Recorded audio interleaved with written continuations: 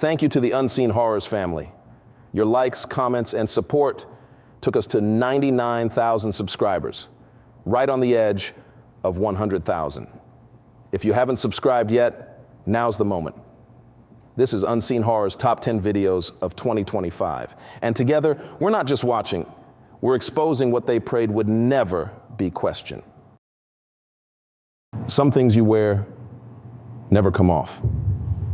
Tyler Perry built a legacy playing Medea, a loud, gun-toting grandmother wrapped in gospel and slapstick. To the world, she's just a character, sealed by love and laughter. But I've seen what's underneath. The wig isn't just a prop. It's a presence, a spirit dressed in lace and curls. It doesn't want to entertain. It wants to consume. They say it gives you the power to become whoever you want, but no one tells you what it takes in return. I came to Atlanta to chase a dream, young, ambitious, hungry to make my name. Tyler Perry saw something in me, said he could mold it. But when he showed me that wig, something inside me knew. This wasn't just about a role, it was a ritual, and it wanted me next.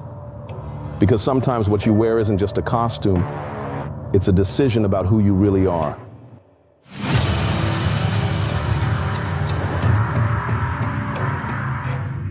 I left Chicago with 2 bags and a promise I made to myself when I was 14, that I wasn't gonna die broke, wasn't gonna die unknown, and definitely wasn't gonna die still explaining to people why I wanted to act. Most of my boys didn't get it. They thought acting meant doing skits on Instagram or trying to go viral yelling into your phone. But I studied. I did the work. Theater at Kennedy King. Took buses in the snow to audition for student films. Worked warehouse jobs just to keep the lights on while I memorized lines in my head. I didn't want fame. I wanted respect. That's why when the call came in, Tyler Perry Studios, Atlanta, supporting role. 3 episodes, maybe more. I packed in an hour and left everything behind. I didn't even tell my mom I was gone until I crossed the Indiana border. When I got to Atlanta, it felt like stepping into a dream that was already halfway in motion. The studio was massive, bigger than anything I'd ever seen. They put me up in a temporary apartment just off Old National. It wasn't fancy, but it was clean. It felt like a new start. First day on set, I was quiet, watching. I didn't want to be the loud dude from out of town. I wanted to earn my space. Then Tyler showed up. Not like how you imagine a studio head. He wasn't surrounded by a posse, no sunglasses or big chain. Just walked in like he was checking on his house. Said good morning to everybody, even the PAs. When he got to me, he paused. "You knew?" "Yes, sir," I said. He looked me up and down like he was reading my whole life in a second. Then he smiled. "You remind me of someone." "Who?" He didn't answer. Just clapped my shoulder and said, "Keep showing up. I see you." A few days later, he pulled me aside during lunch. "You got something," he said. "Raw, untouched. People will try to change that. I want to help you protect it." I nodded. Didn't know what to say. Then he said it. "Come to my office. Let's talk legacy." The day of the meeting, I dressed nice, but not too nice. Black button-up, clean kicks. Didn't want to look thirsty. His office was at the far end of the studio compound. Quiet, private, almost too still. A security guard buzzed me in, said nothing, just looked at me like he already knew why I was there. Inside, it smelled like wood polish and vanilla. The room was dim, lit mostly by a single standing lamp and the glow from a display case behind his desk. I almost didn't notice the case at first. I was too focused on the plaques, the awards, the framed scripts. But then my eyes landed on it. A glass box. And inside it, the wig. Brown, curled, a little messy. Like it had been worn in, lived in, maybe even slept in. It sat on a mannequin head with a slight tilt, like it was watching me from inside the case. Tyler caught me staring. "You know what that is?" he asked. I nodded. "That's the Medea wig." He stood beside it. The original one, from the first stage play, back when I was still doing shows in church basements and rented theaters. He looked at me, voice dropping to something deeper. You ever think you could play her? I laughed a little unsure. Me? Play Medea? His smile didn't break. You're more like her than you think. I didn't know what to say. I smiled, tried to take it as a compliment, but something about the way he said it made the air in the room feel heavier. Like there was a second meaning in the silence that followed. He didn't say much after that. Just gave me some advice about staying focused, protecting my peace, being intentional. Then he told me I could go. As I stepped outside, I glanced back at the display case. The wig looked different. Same curls, same lace. But now it looked awake. 2 weeks later, I was walking past Tyler's office after a night shoot. It was late, almost midnight. Most of the crew had already left. The hallway was dead silent, and the lights had been dimmed.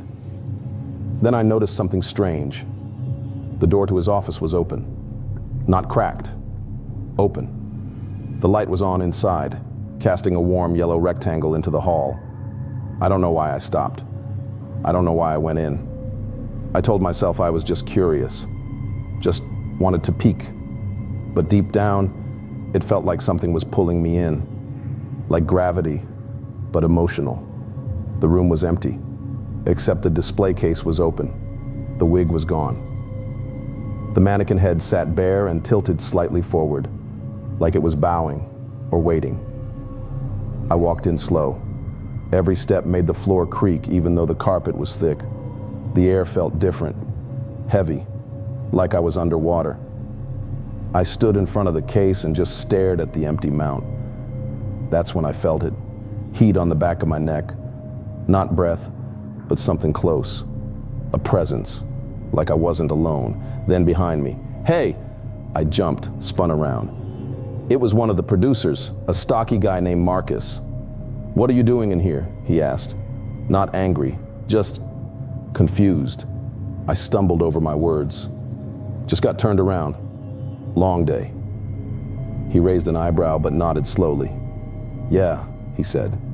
"Happens." He held the door for me and walked me out without saying anything else. But I knew what I felt in that room. And it wasn't tiredness. It wasn't curiosity. It was something watching me. That night, I couldn't sleep. I kept thinking about the display case, how the wig had vanished like it walked out on its own. The room didn't feel like an office. It felt like something was waiting to reset. So I started searching. Pulled out my phone, opened YouTube, typed, "Original Medea stage play full." I found one, grainy VHS quality. Tyler was younger. The set was bare. Audience packed into a church auditorium, eating it up before he even said a word. It started out funny, familiar, nostalgic even. Then it got weird. There was a moment, maybe 10 minutes in, where Medea turned to the camera and delivered a line directly to the audience. Nothing special at first. But then she laughed. That Medea laugh. And in that moment, that exact frame, I saw it. Something else. A flicker. A distortion. Tyler's eyes changed. The whites disappeared. His smile stretched too wide. And for a split second, his whole face warped. Not into a character, but into a mask. It was like something behind the performance had punched through the surface. And just as fast, it snapped back to normal. I replayed it, paused it, nothing. But I know what I saw, and now I couldn't unsee it. The next morning I showed up to set like everything was normal. Nobody said anything about the wig, about me being in Tyler's office, about the way I'd frozen when I saw the empty case. But something was off. People acted like I was contagious. Smiles that didn't meet their eyes. Conversations that stopped when I walked past. I didn't blame them. I felt off too. Midday, I walked off set and down one of the quieter hallways near the older sound stages. My head was pounding. I needed to breathe. That's when I saw it. The wig. Sitting on the floor. Alone. Perfectly still. Positioned in the center of the hallway like someone had placed it there with care. No wind, no sound, no one else around. I stared, and then it rose. Lifted straight off the floor, 2 feet 4'8", hovering midair, no wires, no trick, like it was being held up by something I couldn't see. From the shadows behind it, a face began to form. At first, just the shape of lips, then a grin, then eyes, round and bottomless, then skin, shifting and waxy, flickering like static. The face didn't move, but the grin did. It tilted its head at me, and then it lunged. I ran, didn't think, didn't scream, just tore through the hallway, nearly knocking over a set dresser. The doors slammed open as I crashed into the catering tent. People turned, conversation stopped. "The wig!" I shouted. "The wig is following me, it's alive!" I kicked over a table, spilled tea, smashed a tray. Crew backed away like I had a weapon. Phones came out. Someone started recording. And I stood there, in the middle of it all, drenched in sweat, shaking, and completely alone. Security came quick. 2 men, calm, silent.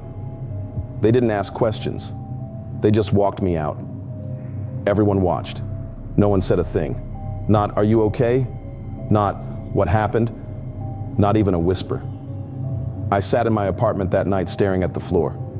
I didn't turn on the lights, didn't touch my phone. I didn't need to, because I knew what was coming. The wig wasn't just something I saw, it was something that had seen me back. When my phone finally buzzed, I answered without looking. My agent. She was gentle. "I heard something happened on set." I didn't say anything. "They're saying you had an episode." I waited. "They want to give you time, a couple weeks off, nothing permanent." I still said nothing.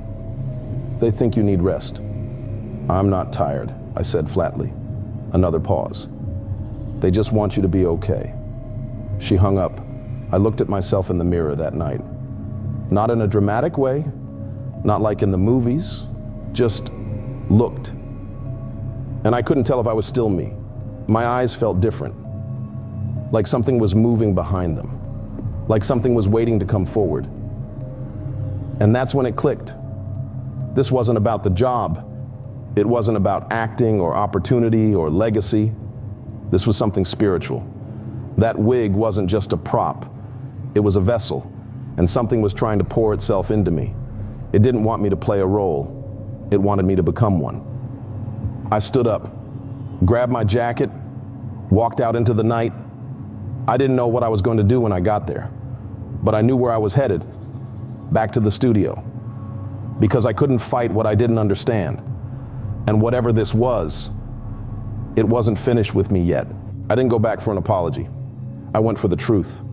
The studio gates looked different at night. Not just darker, hollow. The buildings were lit like monuments, but the shadows moved differently. Too sharp, too tall. Like they belonged to something watching from above. I didn't need clearance.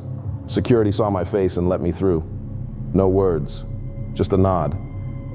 It felt like they were expecting me. Tyler Perry's office sat at the edge of the compound. Isolated, quiet. It was the kind of building meant to keep things in, not out. The door was already unlocked. I pushed it open slowly. He was inside, alone, sitting at his desk like nothing had happened, like I hadn't screamed about a haunted wig in front of the entire crew, like I hadn't lost control, like I wasn't falling apart. He didn't smile. "Close the door," he said. I did. He gestured to the chair across from him. "Sit." I didn't want to, but I did. We sat in silence for a long time. The kind of silence that makes your heartbeat sound unnatural. The air in the room felt heavy, like it had weight, like something was coiled up in the walls, listening. Even the lamplight felt too warm, like it was hiding something instead of revealing it. Finally, he reached into a drawer and pulled out something wrapped in a silk cloth. He placed it on the desk between us, unwrapped it slowly. The wig. Same curls, same shape, but something about it pulsed, not visibly, but spiritually, like it was alive in a way only your soul could feel, like it knew I was in the room. I tried to hide my reaction, but I could feel my breath shorten. "You saw it, didn't you?" he asked. I didn't answer. "You dreamed about her. Then you saw her on the lot." Still, I said nothing. He nodded like he understood, like it was a script we both knew by heart. "She's been with me since the beginning," he said, eyes locked on the wig. "Back when I was broke, living in my car, performing in church basements. I didn't know what she was then. I just knew. When I put her on, people listened." I felt my stomach turn. He continued. "She was never just a character, never just a costume. That's what people don't understand. Medea, she's a vessel. But the wig is the key." "To what?" I asked quietly. He looked at me. "To becoming who they need you to be. Not who you are, who they want you to be, who they'll pay to see." I leaned back in my chair. "And who is she? Really?" He paused, like he'd waited years to be asked that. "There are 4, he said. "Spirits. Old ones. Been here since the beginning. Each one rides through something different. Power, greed, lust." He nodded at the wig. "This one rides through conflict. She's war." My mind twisted trying to connect the dots. "Then why me?" I asked. He smiled for the first time. "Because you're ready." He stood and walked behind me. I felt his presence like a shadow stretching over my back. "I won't put it on you," he said. "That part's always your choice." He held it out. "Hold it." I didn't want to, but I did. The moment my hands touched it, I felt heat. Not surface heat, but something internal, like the temperature of my soul was rising. My heartbeat slowed, or maybe the world did. Whispers filled my ears, voices I couldn't understand, laughter, screaming, applause, prayers. It wasn't noise, it was devotion, and in my head, images poured in. Standing ovations, my face on billboards, awards, fans, wealth, legacy. But every image was followed by something else. Fathers arguing with sons, families torn, churches laughing at trauma. Me dressed in the wig, over and over, performing, smiling, becoming something I didn't recognize. I dropped it. It landed on the floor like dead weight. I stood, breathing hard. Tyler watched me with calm eyes. "You felt it," he said. I nodded. "I can't," I whispered. "You already have." He bent down, picked it up, brushed it off gently, like it was something sacred. "There's no shame in wanting to be seen," he said. "But understand, once you put it on, you can't take it off. Not really. Not in here." He tapped his chest. I backed toward the door. He didn't follow. As I reached the threshold, he said one last thing. "You came here for answers, but the real question is, who are you without a role to hide behind?" I left. Ran past the stages, past the trailers, past the banners with quotes and smiling faces. But I didn't go home. I went to the prop barn, found the one thing I knew could end this, a blowtorch. I lit it in the parking lot, held the flame steady, stared at the wig. The curls twitched in the breeze like they were alive. Then I dropped it in the fire. The flame caught instantly. Orange, then green, then black smoke. The scent was unbearable, like burning sugar and hair and something rotten underneath it all. I stood there sweating, trembling, watching it melt into a pile of bubbling plastic. And then I heard footsteps. Tyler. He didn't yell, didn't rush. He just watched the fire, expression unreadable. When he finally spoke, his voice was calm. "You shouldn't have come back." "I burned it," I said. "It's gone." He shook his head slowly. "You still don't get it?" He reached into his coat pocket, pulled out another wig, identical, untouched, twirled it in his hand like a magician pulling a coin from behind a child's ear. "You think it's about the wig," he said. He looked up at me, eyes darker now. "It was never about the lace, or the hair, or the show. It was always about the choice. I didn't move. I couldn't. Because I finally understood. This wasn't about destroying something physical. It was about rejecting an idea, an identity, a false spirit masquerading as success. He walked away, curls bouncing slightly in his hand. And just before he vanished into the shadows, he slid the wig on. His shoulders hunched. His voice changed. That laugh, that familiar Medea laugh, twisted into something lower, slower, ancient, like the character had never belonged to him, like it had always belonged to her. I didn't go straight home. Instead, I walked, past the edge of the studio lot, past the same gate I entered with so much hope. I turned around once, just to see it again. That's when I saw him, another young actor, mid-20s, skin like mine, hair like mine, even the same walk, eager, springy, like he was chasing something invisible. He hopped off a golf cart, grinning wide, flanked by a studio rep with a clipboard and a lanyard. They laughed. The rep clapped him on the back. You could tell it was his first big break. He looked happy, but then he looked at me, just for a second. Eyes locked. I don't know what came over me, but I lifted my hand slightly. Not a wave, more like a warning. Like I wanted to say, don't go in there. Not yet, but he smiled like I was a fan. Then he turned and walked in. Gone. I stayed there, silent. The lot behind me humming with lights and laughter and dreams. That's when it hit me. Tyler's words. 4 spirits, one riding through conflict, war, but not war like tanks and guns and countries falling. Number this was quieter, deeper. This war didn't need soldiers. It needed stages. And the wig was the uniform. It wasn't stitched from hair and lace. It was stitched from need. The need to be seen, to be heard, to be adored. You put it on thinking it's just a costume, a role, a little performance for the world. But once you wear something long enough, once it starts to fit, you forget you ever took it off. You forget who you were underneath. You stop being a person. You become the character. And if enough people clap, you start believing the character is better than the real thing, that it's you.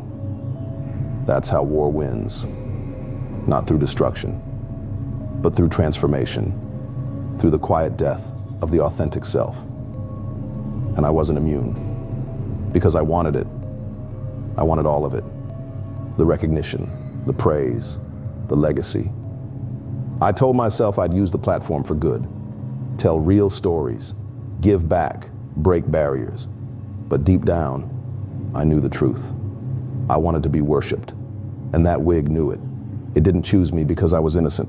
It chose me because I was vulnerable. Because I'd already rehearsed the lies so many times, I was ready to believe it. And in some ways, I still do.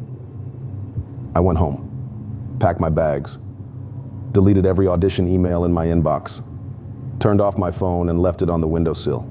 I needed silence. I needed to remember the sound of my own voice. The next few days felt like detox. No scripts, no costumes, no lights, just me. But the echoes didn't stop. In my dreams, I still heard the laughter, that warped, guttural laugh that used to make stadiums roar. Now it followed me in my sleep.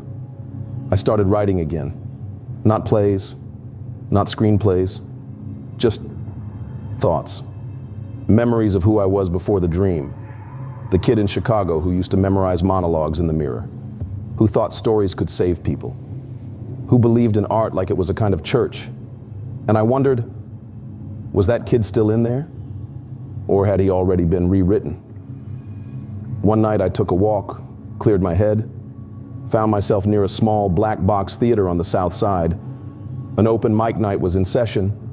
The sign outside said, "True stories only." I hesitated, but then I stepped inside. The room was dim, no cameras, no producers, no fancy chairs, just people.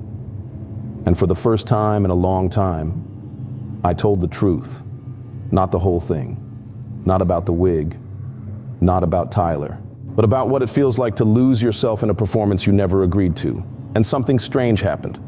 They listened, not like fans, not like critics, but like people who saw me. And that's when I realized I never needed the wig. I just needed to be known. And maybe, just maybe, I didn't have to become a character to do it. But the story doesn't end there, because I still dream of her sometimes. I'll be walking down a hallway and hear the click of her heels. I'll see a reflection in a window and it's not mine. I'll hear a laugh in a crowded theater and feel a chill down my spine. She's not gone. She never is. Because the wig isn't a curse. It's an invitation. It offers itself to anyone desperate enough to say yes. It doesn't care about race or gender or fame. It just wants to be worn, to be seen, to be worshipped. And someone somewhere will put it on next. Someone who wants everything. Someone like I used to be. And maybe like you. So here's the question I'll leave you with. If you could have everything you ever wanted, fame, power, legacy, would you wear it? Would you wear the wig? Or would you walk away and spend the rest of your life wondering if you made the right choice? Let me know in the comments. Would you wear the wig or would you run? I'm listening. I thought I knew what fear was. Long nights on the road, pushing my body to its limits under blazing stage lights. But then I joined her tour. I heard the whispers slipping through the mic, felt the chill in the shadows stretching beneath her feet. They call it Sasha Fierce, a stage persona, an alter ego, but I know better now. I left that world behind, but her voice still echoes in my mind, crackling through the speakers, slipping through the wires, reminding me of the truth. You've heard it too. You just don't want to admit it. I've been chasing this dream for as long as I can remember, counting steps on cracked sidewalks, spinning through crowded subway cars, stretching my tired muscles in the back corners of crammed dance studios. New York City can chew you up and spit you out if you let it, but I never gave it the chance. I kept pushing, kept grinding, kept moving to the beat only I could hear. So when I landed a spot as a background dancer for the I Am Sasha Fierce tour, it felt like I'd finally cracked the code, broken through to the other side. This was it, my shot. I remember the first rehearsal like a flash of stage lights, the mirrored studio, the scent of sweat and ambition hanging in the air, the low hum of anticipation vibrating through the wooden floors. We all gathered around, stretching out hamstrings, rolling stiff necks, checking our reflections for signs of nerves. Then she walked in, Beyoncé. Even in sweats and a loose hoodie, she had a presence, a gravitational pull that shifted the air around her, bending every eye in the room to her orbit. She gave us a nod, a half smile, and then made a beeline for her mic stand in the corner. She wrapped her fingers around the mic, her nails catching the fluorescent light, and leaned in close. I couldn't hear what she said, but her lips moved quickly, urgently, like she was praying or whispering a secret to someone only she could see. The speakers crackled, the sound engineer adjusting levels, and then the beat hit, a deep driving pulse that rattled my ribs. "All right, let's run Single Ladies from the top," the choreographer barked, snapping us into place. As the music swelled, I felt the room tighten, the air growing thick with heat and focus. Beyoncé's voice cut through the speakers, sharp and fierce, every word landing like a bullet. And I swear, just for a moment, her eyes caught mine in the mirror. A flicker of dark intensity, something wild and untamed. It sent a chill up my spine, but I shook it off, throwing myself into the routine. We moved as one, a sea of sweat and breath, every step a shot of adrenaline, every spin a small victory against gravity. But even as we hit the final pose, Beyoncé holding her last note with a ferocity that seemed to crack the air, I felt it again, that chill, that pressure, like the sound waves themselves were pushing me back. As the music cut, the room burst into breathless applause and scattered laughter, the tension breaking, like a wave against the studio walls. Beyoncé set the mic back in its stand, her hand lingering on it for just a second too long. I shook it off, reaching for my water bottle, telling myself it was just nerves, just the thrill of dancing beside a legend. But deep down, I knew it was something more. We hit the road in early 2009, the tour buses winding through rain-soaked highways and sunlit stretches of empty desert, the wheels humming beneath our feet like the steady pulse of a drumbeat. The days blurred together, rehearsals in echoing arenas, quick stops at gas stations, stolen naps in cramped bunks. The adrenaline was a constant high, a fuel stronger than coffee, burning through our veins as we tightened every routine, sharpened every step. I kept telling myself this was everything I'd ever wanted, but even then, something felt off. It started small, little things. Beyoncé whispering into her mic before sound checks, her lips moving faster than the words coming out, her fingers curled tightly around the metal, knuckles pale. She had this habit of pausing for just a second before each rehearsal, eyes closed, head bowed, like a fighter stepping into the ring, whispering to her microphone as if it held some secret only she could hear. I tried to brush it off. Every artist has their rituals, right? I'd seen singers cross themselves before going on stage, watched rappers smack their chests, mutter prayers, kiss the sky. But this felt different, darker. I remember one sound check in particular, an empty arena in Chicago, the lights low, the stage stretching out into darkness. The band was already warming up, the bass line for Diva rumbling through the speakers, the vibrations trembling in my bones. Beyoncé stepped onto the stage, her hoodie pulled up, the shadow of her face obscured beneath the fabric. She reached for the mic, her fingers wrapping around it like a claw, and leaned in close. I was standing a few feet away, stretching my calves, when I heard it, a whisper, sharp and low, slipping through the feedback crackle. I couldn't make out the words, but they had a jagged edge, a rhythm that felt offbeat, wrong, like a heart stuttering in a dead chest. I took a step closer, my breath catching as her voice cut through the dark. It sounded different, rougher, layered, like two voices speaking in imperfect unison. "All right, let's run it from the top," the choreographer shouted, breaking the spell. The lights blazed to life, the stage crew moving like shadows behind the beams. And the beat hit, hard and fast, the kind of rhythm that rattles your teeth and makes your pulse jump. Beyoncé straightened, her head snapping up, eyes sharp, focused, and we launched into the routine. Every step was muscle memory by now. The choreography burned into our limbs, but something felt tighter, like the stage itself had drawn a breath, the air vibrating around us, thick and heavy. As we hit the chorus, Beyoncé's voice ripped through the speakers, fierce and guttural, her eyes locked on the far end of the arena, as if staring into something only she could see. For a second, I thought I saw her shadow stretch, bending away from the stage lights, moving too quickly, too fluidly, like smoke curling in reverse. By the time we hit the final pose, my heart was racing, my skin cold beneath the stage lights. Beyoncé dropped the mic back into the stand, her hand lingering for just a moment, her chest heaving. I caught her eye as she turned to leave, and in that split second, I swore I saw a flicker of something else behind her gaze. A darkness, a hunger, a twisted smile that slipped through her expression before she pulled her hood up and disappeared into the shadows backstage. I shook it off, telling myself it was just exhaustion, just the lights playing tricks on me. But as I stumbled back to my corner of the stage, I couldn't shake the feeling that something was watching me, something that had seen me notice. The first time I tried to talk to someone about it, I got brushed off. We were crammed in the narrow hallway of a Houston arena, the walls lined with tangled cables and the echo of muffled bass lines bleeding through the concrete. I leaned against the cool wall, catching my breath after another brutal rehearsal, my muscles trembling with exhaustion. Trey, one of the other dancers, stood beside me, scrolling through his phone, the glow reflecting off his sweat-damp skin. I hesitated, my pulse already racing, the memory of that twisted, growling echo still fresh in my mind. "Yo," I said, my voice low, trying to sound casual. "You ever notice anything weird when she's on stage?"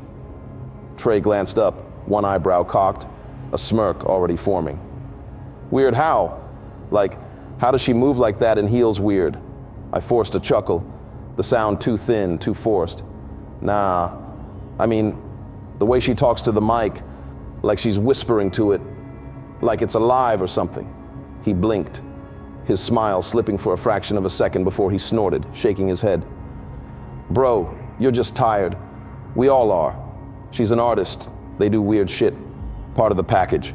I swallowed, my throat tight, my pulse pounding in my ears. Yeah, but I swear I heard something, like a second voice under hers, during Ego in Atlanta. He rolled his eyes, stuffing his phone into his pocket. Man, it's just reverb or some sound tech glitch.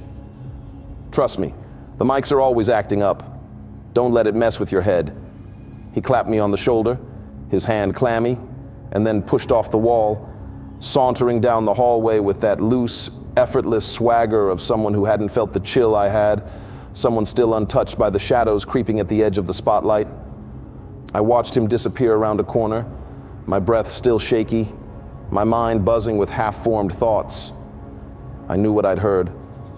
A few nights later in Dallas, I got my next confirmation. We were on stage for a dress rehearsal, the arena dark except for the harsh, blinding overhead lights.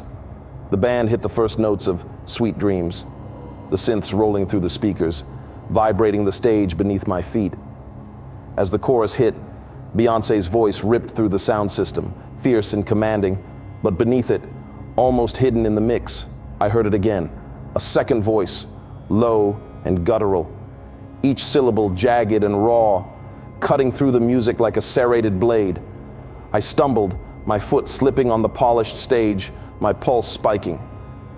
Beyoncé's eyes flicked toward me, her head tilting just slightly, her lips pulling into a slow, knowing smile, and I felt the air around me thicken, the stage lights casting sharp, angular shadows that seemed to stretch just a bit too long.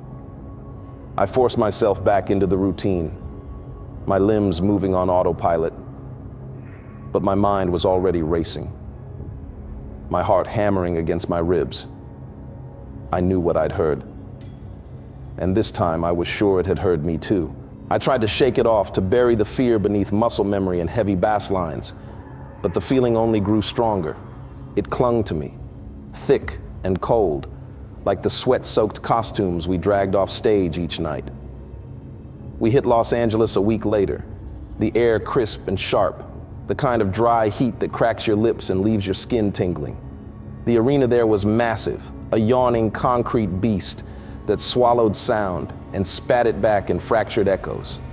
We were halfway through rehearsals for the night, the lights blazing, the band laying down a tight groove for Diva. I took my mark, head low, rolling my shoulders loose, every nerve thrumming with the stage's familiar electric pulse. The beat dropped, hard and fast, the kind that hits you right in the chest, and we launched into the routine. My body moved on instinct, each step a sharp cut through the heavy air, my limbs snapping into position without thought. Then I heard it. Beyoncé leaned into the mic, her head tilted back, her mouth stretching wide around the lyrics, her eyes half closed. And that sound slipped through the speakers again. It wasn't just her voice. It was deeper, rougher, layered beneath her words like a growl, each syllable rolling out in a twisted guttural whisper, too fast, too sharp, like the crackle of dry bones snapping in a darkened alley. My chest tightened, my steps faltering for just a moment, my breath catching in my throat. She turned, eyes locking onto mine, her head tilting slightly, that same slow, knowing smile creeping across her lips. Her teeth caught the spotlight, glinting like the edge of a blade, and I felt my pulse hammer against my ribs, my hands slick with cold sweat. I forced myself back into the routine, my limbs heavy, my mind spinning, my breath coming in shallow, ragged gasps. The song ended with a final crashing chord, the stage lights flaring to a blinding white, and I stumbled back, nearly tripping over a loose cable, my pulse roaring in my ears. She set the mic back into its stand, her hand lingering for a second, her head tilted as if listening to something only she could hear. The band fell silent, the echoes of the final notes still vibrating in the air, the stage lights flickering, the shadows stretching long and thin against the concrete walls. I took a shaky breath, my heart still racing, my skin cold beneath the blazing stage lights. I knew what I'd heard, and for the first time, I felt like it had seen me too. I was alone on the bus that night, the others off exploring the city, the empty bunks swaying gently as the engine idled. The air felt too thick, the darkness pressing in from every corner, every creak of the metal frame making my pulse jump. I needed a reminder of home, something to pull me back from the edge. I pulled out my phone, my thumb hovering over my sister's name for a moment before I tapped it, the familiar ring echoing through the cramped space. "Hey, stranger," she answered, her voice crackling through the line, warm and familiar, a lifeline. "Forgot you had a family, huh?" I let out a shaky laugh, the tension in my chest easing a little. "Yeah, sorry, it's just crazy out here." "Crazy good, right? I saw the clips online. You're killing it." I leaned back against my bunk, the thin mattress creaking beneath me, my muscles still buzzing from the show. Yeah, I guess." She hesitated, the line buzzing with faint static, a low hum building in the background like distant thunder. "You don't sound sure." I frowned, adjusting my grip on the phone, the cracked edge biting into my palm. "It's just weird out here, you know? The schedule, the crowds, it's intense." There was a pause, the static thickening, the sound deepening like a slow, steady drumbeat, something ancient echoing through the line. "You ever feel scared out there?" she asked, her voice slipping, the warmth fading, her tone stretching into something colder, something that raised the tiny hairs on the back of my neck. "Scared?" I repeated, my pulse quickening. "Of what?" Another pause, the static crackling, the line humming like a struck tuning fork, the vibration settling into my bones. "You know," she said slowly, her words dragging like the pull of a heavy rusted chain, each syllable grating, grinding. "Of what's watching you, of what's whispering to you when the stage lights cut out, of the thing that waits behind the music, in the darkness between the notes." My blood ran cold, my fingers tightening around the phone, the plastic creaking beneath my grip. "What are you talking about?" "The one who hides in the shadows," the voice whispered, rougher now, layered, slipping into a lower register, each word vibrating through the thin speaker. "The one with a grin like a wound, eyes like burning coals, breath like smoke and old dead things." I yanked the phone away from my ear, my thumb shaking over the end call button, my pulse roaring in my ears. And then, as if sensing my fear, the voice crackled back, softer, my sister's tone again, warm, concerned, human. "Take care of yourself, okay?" it said, slipping back into her familiar cadence, the warmth dripping back into its tone like a mask pulled over a skull. "Don't lose yourself out there." The line went dead, the screen dimming, my reflection staring back at me, wide-eyed and pale, my pulse still racing. I dropped the phone onto the mattress, my hand trembling, my mind spinning. I sat there for a long time, the low hum of the idling engine vibrating through my bones, the shadows around me seeming to stretch, to lean in, to listen. When the sun finally bled through the narrow slats of the window, I stumbled out of my bunk, my limbs heavy, my mind fogged with exhaustion. I had to get this out of my head, to clear the shadows that had crept in behind my eyes, whispering in the corners of my mind. I needed to talk to her. We were in New Orleans, the arena a towering concrete cavern, its echoes sharp and endless. I slipped in early, my sneakers squeaking against the polished floor, the overhead lights still dim, casting long, thin shadows across the rows of empty seats.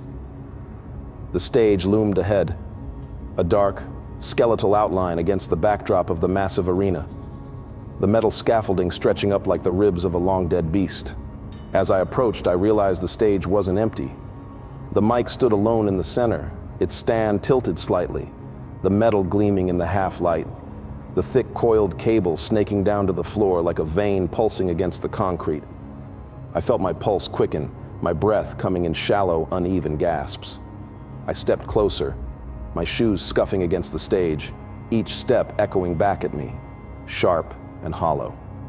I hesitated at the edge, my reflection flickering in the darkened screen of a nearby amp, my eyes too wide, my skin too pale. I glanced around, but the arena was empty, the shadows stretching long and thin, the air thick and still. I reached out, my hand trembling, the distance between my fingertips and the mic suddenly feeling vast, like I was reaching across a chasm. I leaned in, my ear almost touching the cold, polished metal, my pulse roaring in my ears. Silence. Nothing but the soft electric hum of the overhead lights, the distant thrum of a bass line bleeding through the walls from a sound check in another part of the arena. I let out a shaky breath, my chest loosening, my heart slowing. I straightened, pulling back, my hand still tingling from the cold metallic brush of the mic stand. And then, from the far side of the stage, I heard it, her voice. If I were a boy. I turned, my pulse spiking, my breath catching in my throat. She stood in the shadows, one foot on the edge of the stage, her head tilted, her eyes locked on mine, the long, loose waves of her hair catching the dim light. Her lips curled into a slow, creeping smile. She stepped forward, her bare feet whispering against the stage, her voice slipping through the empty arena, each note sharp, cutting, her gaze never breaking from mine. Even just for a day. The words echoed around me, her voice rolling through the empty seats, vibrating through the metal scaffolding, the mic behind me, humming, crackling, alive. I stumbled back, my pulse thundering in my ears, my skin cold, my breath coming in shallow, ragged gasps. Beyoncé stopped at the edge of the shadows, her head tilting, her smile stretching too wide, her eyes too bright, too sharp. You came to hear it, didn't you? She whispered, her voice low, slipping between the syllables of the song, each word dripping with something darker, something ancient. My vessel. I felt my blood run cold, my limbs heavy, the stage suddenly too small, the shadows too close, too hungry. The mic, she continued, her teeth catching the faint light, her breath fogging in the cool air. It carries my voice, holds my power, whispers my truth. She stepped closer, her bare feet leaving no sound, no trace, the shadows around her curling, bending, stretching to follow her every move. It is my vessel, she said, her voice slipping into a lower register, each word vibrating through the stage, the mic behind me crackling, hissing, whispering. I stumbled back, my foot catching on a loose cable, my pulse roaring, my breath coming in short, shallow bursts. She smiled, her eyes never leaving mine, the darkness stretching behind her like wings. And now, she whispered, her lips barely moving, her voice slipping through the air like smoke. It's yours too. I left the tour 2 weeks later. I told them it was burnout, that my body couldn't take the grind anymore, that I needed to find my balance, to breathe again. They nodded, clapped me on the shoulder, wished me luck. No one asked what I'd seen, what I'd heard, why my hands shook when I reached for a mic, why I flinched at every sharp crackle of the speakers. I never danced again. I slipped back into the ordinary world, my body stiff, my mind fractured, the beats still pulsing behind my eyes, the whispers still echoing in my skull. I tried to forget, to bury it beneath the thrum of city traffic, the distant shouts of street vendors, the hum of fluorescent lights. But I still see her. Every time I scroll through my feed, every time a clip pops up, her shadow flickers at the edge of the frame, the darkness bending around her, the crowd screams blurring into something darker, something older, something hungry. I watch her videos, my breath shallow, my pulse slow, my mind buzzing with the truth I can't shake. She calls it Sasha Fierce, an alter ego, a stage persona, a mask. That's what they tell you. That's what she wants you to believe. But I know better now. I've heard the whispers, felt the cold press of its breath against my ear, the low guttural rumble that twists beneath her words, the ancient scraping syllables that crackle through the speakers, slipping through the wires, vibrating through the air. It's not just a name, it's a presence, a spirit, something that crawls through the cables, whispers through the microphones, echoes in the darkness behind the stage lights, and you praise it.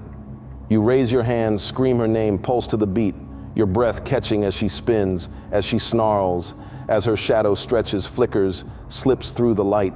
You don't see it, but you feel it, don't you? The chill in your veins, the tightening of your chest, the shiver that slides down your spine when her eyes lock with the camera, when her voice cuts through the crowd, sharp and fierce and otherworldly. You've heard it too. You just don't want to admit it. So go ahead, hit play. Watch the lights flare. Feel the bass vibrate through your bones. Let the shadows flicker at the corners of your screen. But remember, you're not just listening, you're praising it. Control doesn't always come with violence. Sometimes it looks like healing.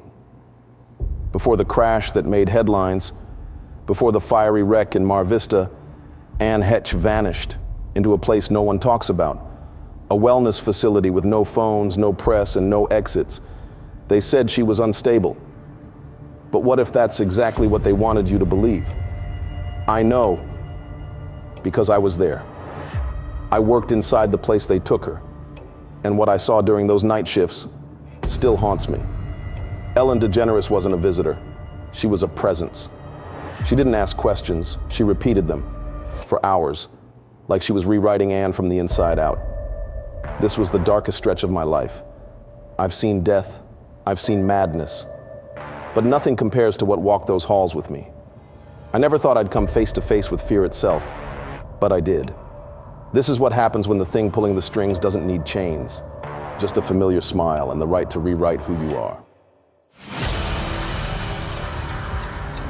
They don't call it a hospital. They call it a wellness environment, the kind of language that makes you forget what it actually is. No signage out front, no receptionist, just a half-mile drive through cypress trees to a compound buried in the Malibu hills. The outer walls are smooth concrete with no windows. At night, the exterior lights are programmed to dim by 80%, so the place disappears into the dark. From the outside, it looks abandoned, but inside, it's alive. They use calming color schemes, beige floors, teal-tinted lights, digital waterfalls on the walls that loop endlessly. Soft music plays from nowhere. The air smells like eucalyptus. Everything's slow, quiet, intentional, except for the people. The guests here don't arrive in ambulances. They come in black SUVs, often at night, escorted by handlers who speak in code and wear lanyards with no names. The clients don't go by names either, just numbers, sometimes initials, sometimes nothing. They're all here for the same reason: recalibration. That's the word they use. I was told it's a corrective sanctuary for high-profile individuals who need structured healing. But healing's not what happens here. I know that now. My name's not important. I work nights. I was hired as a tech in my early 30s. I'd bounce between a couple of psych centers in LA. Nothing glamorous. The pay here was double what I'd made before. No public record of employment, no outside contact. You sign the NDA, you don't ask questions. That was fine with me. I wasn't trying to be a hero. I wasn't chasing ghosts. I just wanted a job that let me disappear for a while, keep my head down, do the rounds, go home. I didn't know what I was stepping into. They assigned me to Level 3 East, which they said was non-circulating individuals. Translation: people you don't post about, people whose names don't show up on any files. If they died here, the world wouldn't even blink. My job was simple: monitor vitals, make hourly notes, and submit incident reports if anyone had an identity event, which usually just meant resisting the process. But sometimes the guests would break in quieter ways. I'd find them sitting in dark rooms, whispering to no one, or tracing shapes into the floors with their fingers for hours. I told myself it wasn't my place to ask why, until they brought her in. It was around 3:10 a.m. on a Tuesday when I first saw her. She arrived through the south gate, the one with no cameras. A black SUV pulled up, and two staffers I didn't recognize escorted her inside. No stretcher, no restraints, just quiet urgency. Her face was bruised, but her posture was proud. She moved like someone trying to walk through pain without giving it the dignity of slowing her down. They logged her in as guest 7. That's all we were allowed to call her. But the second I saw her face, I knew who she was. Anne Hetche. And she didn't look broken. She looked angry.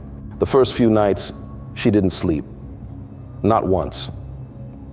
She'd pace around her room from 2 a.m. to sunrise. She spoke under her breath, sometimes to herself, sometimes to someone who wasn't there.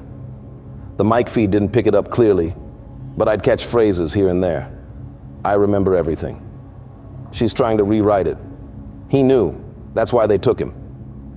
She never said who she was, but I had a guess. 3 nights later, I was doing rounds in East Wing when I saw something I wasn't supposed to see. I'd taken a shortcut through the main lounge, which is normally off limits after midnight. The lights were low and the room was empty, except for 2 figures walking slowly down the hallway that led to reconciliation. One of them was Anne. The other was Ellen DeGeneres. She was wearing black scrubs with no badge. Her posture was relaxed. Her hand rested lightly on Anne's shoulder, guiding her forward like a caretaker. Anne didn't resist. She didn't speak, but her body language told me she didn't want to be there. They passed under a motion sensor light, and for just a second, Ellen turned her head toward me. Her face was soft, sympathetic, but her eyes were locked on me the whole time, as if she'd known I was there all along. She didn't say anything. She didn't have to. I turned away before they reached the double doors to reconciliation. I knew what that room was for. I also knew nobody ever came back from it the same. I went back to my station and pretended like nothing happened. Didn't mention it in the log. Didn't flag it in the system. I just sat there staring at the wall clock, feeling the cold creep into my chest. Whatever was happening here, it had nothing to do with healing. 3 days passed before I worked another shift. I hadn't planned to return, not after what I saw. But this place had a way of pulling you back in. Maybe it was the pay. Maybe it was the silence. Maybe I just wanted to know more. That night felt different. Too quiet. The air itself felt tense. I was making rounds when I saw them again. Anne and her. They moved through the east corridor. Same path, same pace. Anne walked slower this time. She didn't look drugged, just drained. Her arms hung at her sides, her eyes fixed on the floor tiles as if counting them. Ellen, on the other hand, looked exactly the same as before. Controlled, calm, dressed in black. No badge, no clipboard, no need for either. They passed a locked door near the south wing, Reconciliation Unit 3, then disappeared inside. I knew if I followed them directly, I'd be seen. So I tried something different. There's a side room in East Storage, barely used except for stacking old equipment. Years ago, someone had mounted a wooden crate beneath a ventilation shaft for a better airflow reading. I'd done maintenance in there once. I remembered that if you climbed it just right, you could see through the grate into the corridor outside Reconciliation. It wasn't much, just a narrow view. But tonight, it was enough. I climbed slowly, carefully, holding my breath as I steadied myself. From this angle, I could see straight into the room. Anne's voice came first, furious, sharp. Yes, I remember everything, and I cannot wait to out you, bitch. A pause. Then Ellen, calmly, too calmly. Do you remember our relationship? Anne's voice spiked again, hoarse now. I remember you isolated me. I remember you ruined me. I remember you tried to erase me. Another pause. Ellen again. Do you remember our relationship? And again, and again, and again. Anne kept screaming, crying, raging, and every time she stopped, whether to breathe or weep or simply shake, the question came again. Do you remember our relationship? Over and over, always with the same tone, not harsh, not even demanding, just rehearsed, like a lullaby from someone who never learned how to feel anything real. Anne finally lifted her head. Her voice was small, cracking. Please stop. Ellen's reply came like a knife slipping under skin. What did you tell Twitch? The change in Ann was immediate.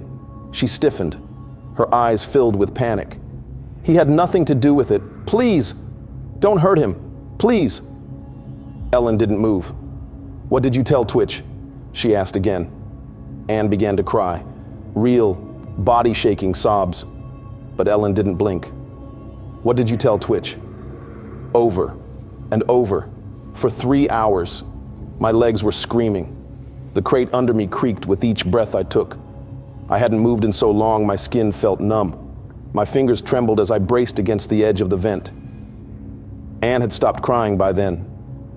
She was just slumped forward in the chair, whispering to herself. Ellen remained perfectly still. Then, without warning, she turned toward the wall. And I made a mistake. My shoe scraped the metal duct just slightly, just enough to echo. Ellen's head snapped toward the vent. She didn't speak. She walked slowly to the far corner of the room, right beneath the shaft. She tilted her head. And then she leaned in and inhaled, like she was smelling the air, or me. Then she just stood there, frozen. 10 seconds, 20. Her eyes were black, not dark. Black, no whites, no color. Just a void staring straight into mine. I didn't breathe. Then at last she turned and walked out of the room. I left immediately after my shift. Didn't stop to explain. Didn't clock out. I just got in my car and drove until I reached the edge of the county. But even then, I couldn't sleep. The next morning, I closed every blind in my apartment, threw a blanket over the TV, turned off my phone. I lay down in the dark, hoping the stillness would calm me. It didn't. The room stayed dim, lit faintly by gray sunlight leaking around the edges of the blackout curtains. I told myself I was safe, that what I'd seen had just been a hallucination, a trick of light, nerves, stress. And then I saw her, in the corner, a silhouette, not moving, just standing. She didn't speak, didn't move. Her eyes were visible, even in the dark, and they were black. I didn't plan it for long. It was instinct. By then, I knew I wouldn't survive another week if I stayed silent. The things I'd heard through the vents, the things Ellen said, it wasn't therapy, it was erasure. And if Ann stayed any longer, she'd vanish too. That night, I decided to end it. It was just after 1:45 a.m. when I pulled the lever. The facility was designed to prevent chaos. Most alarms were silent, flashing only red strobes in the hallways. But the staff still panicked like ants in a flooded nest. Doors unlocked automatically. Emergency lights snapped on. I ran to the east wing, where room 7, Ann's room, sat at the far end. Through the glass window, I saw her, curled on the floor, still dressed in the same pale linen gown she'd been wearing for days. Her hair clung to her face, damp from sweat. When I unlocked the door, she didn't flinch. She didn't even look up. It was like she'd been waiting for me. Ann, I whispered, we don't have time. Her head lifted slightly. Her eyes, red-rimmed but clear, locked on mine. For a moment, I almost froze. There was a depth there, something both defiant and broken. She stood slowly. No hesitation. Almost like she already knew I'd do this. Where do I go? She asked. Through the maintenance corridor, I said. I left the gate open. Take the stairwell. No cameras down there. She brushed past me, but just as she reached the threshold, she stopped. Her hand gripped my wrist, cold and strong. Never forget who she is, she said. Her voice carried a weight I'll never forget, half warning, half plea. She'll make you think you dreamed all of this, but you didn't. Then she was gone. Down the hallway, bare feet slapping against the polished floor, vanishing into the corridor I'd unlocked minutes earlier. I stayed behind, heart pounding, trying to clear any sign of what I'd done. I went down to the reconciliation chamber, the place where Ellen had spent hours with Ann, and wiped the logbook clean. I erased my ID traces from the security terminal. If anyone looked, it would seem like I'd never been there. The chamber was empty, still humming faintly from the conditioning machines. The screens along the wall showed frozen frames of Anne's face, distorted and static heavy. I unplugged the main power feed and was about to leave when I heard the door click shut behind me. She stepped inside as if she'd been there all along. Ellen DeGeneres. But not the Ellen people know. She wasn't smiling. She wasn't even breathing like a normal person. Her chest barely moved. Her presence filled the room like a shadow spreading across water. And when she spoke, her voice was calm, almost amused. "You've been busy," she said. I didn't answer. My throat locked up. She looked around the chamber, hands clasped loosely behind her back, as if inspecting her own work. Then her eyes, cold and sharp as glass, landed on me. "You think you're helping her?" she asked. "You don't understand. This place isn't about breaking people. It's about fixing memories." I swallowed, backing toward the wall. She didn't need fixing. Ellen tilted her head, studying me like I was an insect on a slide. "She told you things, didn't she?" Her tone was so soft it was almost soothing. Little stories about me, about the past, about Twitch. I didn't speak. I didn't dare. She stepped closer. "You know what happens when people tell the wrong story?" Her lips curved into a smile, but it was hollow. They stop existing.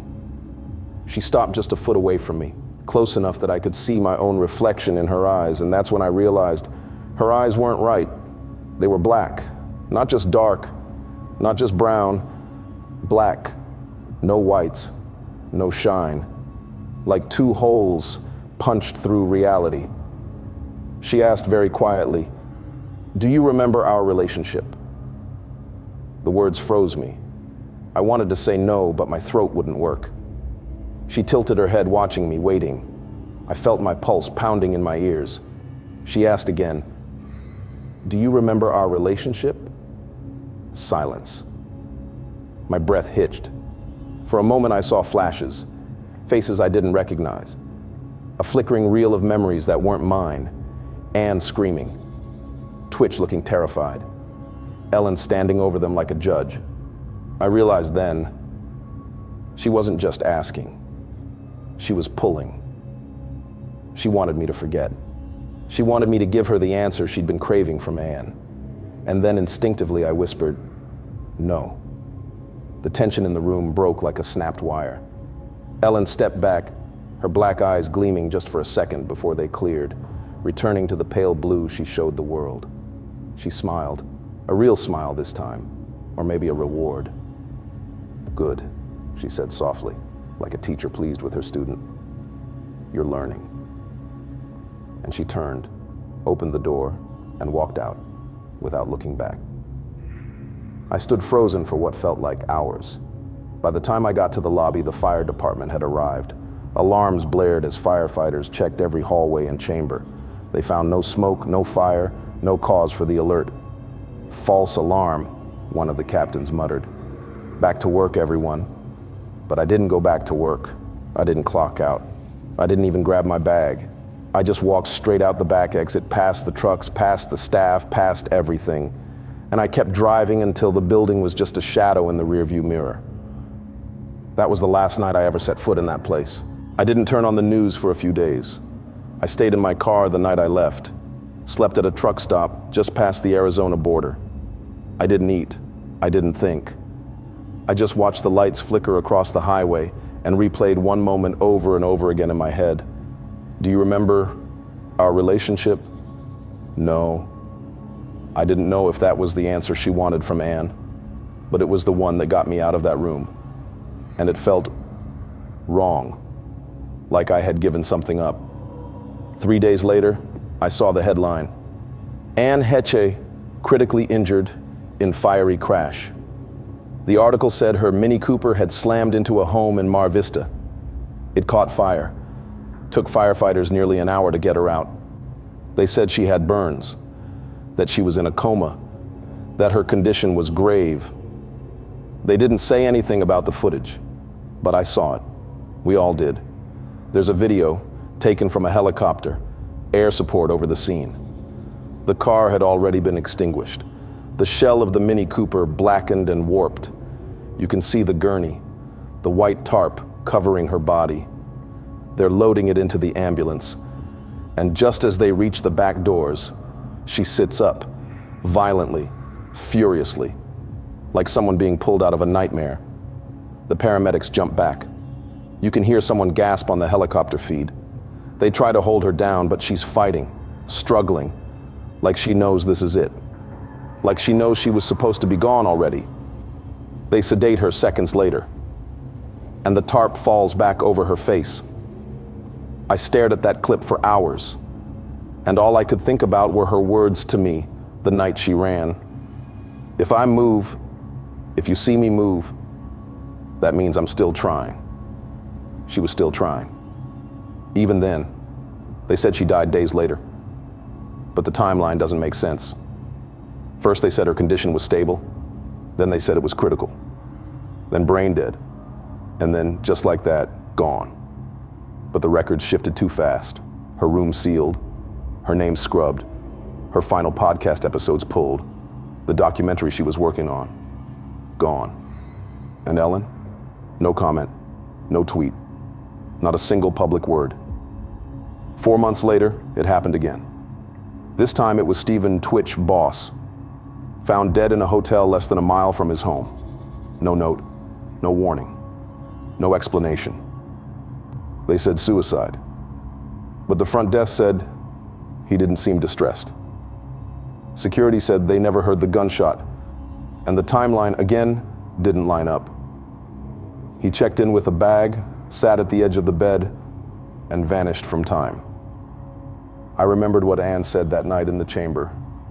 Before the whisper, "What did you tell Twitch?"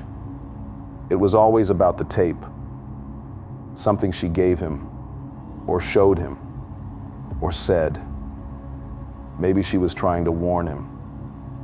Maybe she did. And maybe that's why they're both gone. I started seeing things after that. Not ghosts, not people. Just signals. Blacked out license plates following me for too many miles. An envelope on my doorstep with no return address. Just a Bible page torn down the middle. The same passage James used to tuck under her door. And the light shineth in darkness, and the darkness comprehended it not. John 1:5. There was no note inside, just that.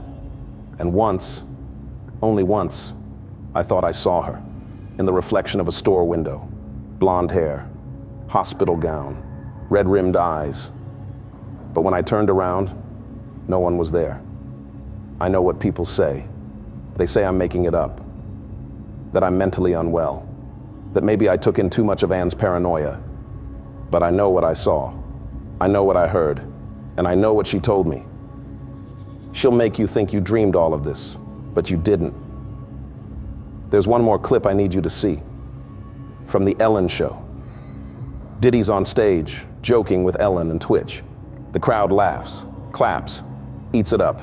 Then Diddy says, "I got tapes," and Twitch freezes. You can see it in his face. Something breaks. And Ellen? She turns her head and stares at him like she's about to devour him. The smile on her face doesn't move. Not once. It's like it's carved in place. You think I'm the first to talk? There were others. People who worked inside. People who knew. They're just gone now. Some of them quit. Some of them vanished. Some of them forgot. And that's the scariest part. Because Ellen doesn't need to kill you. She just needs you to forget. I haven't told anyone where I am now. No more phones, no more interviews, no more names. But I wrote all of this for one reason. Because Ann remembered, Twitch remembered, and now they're both buried.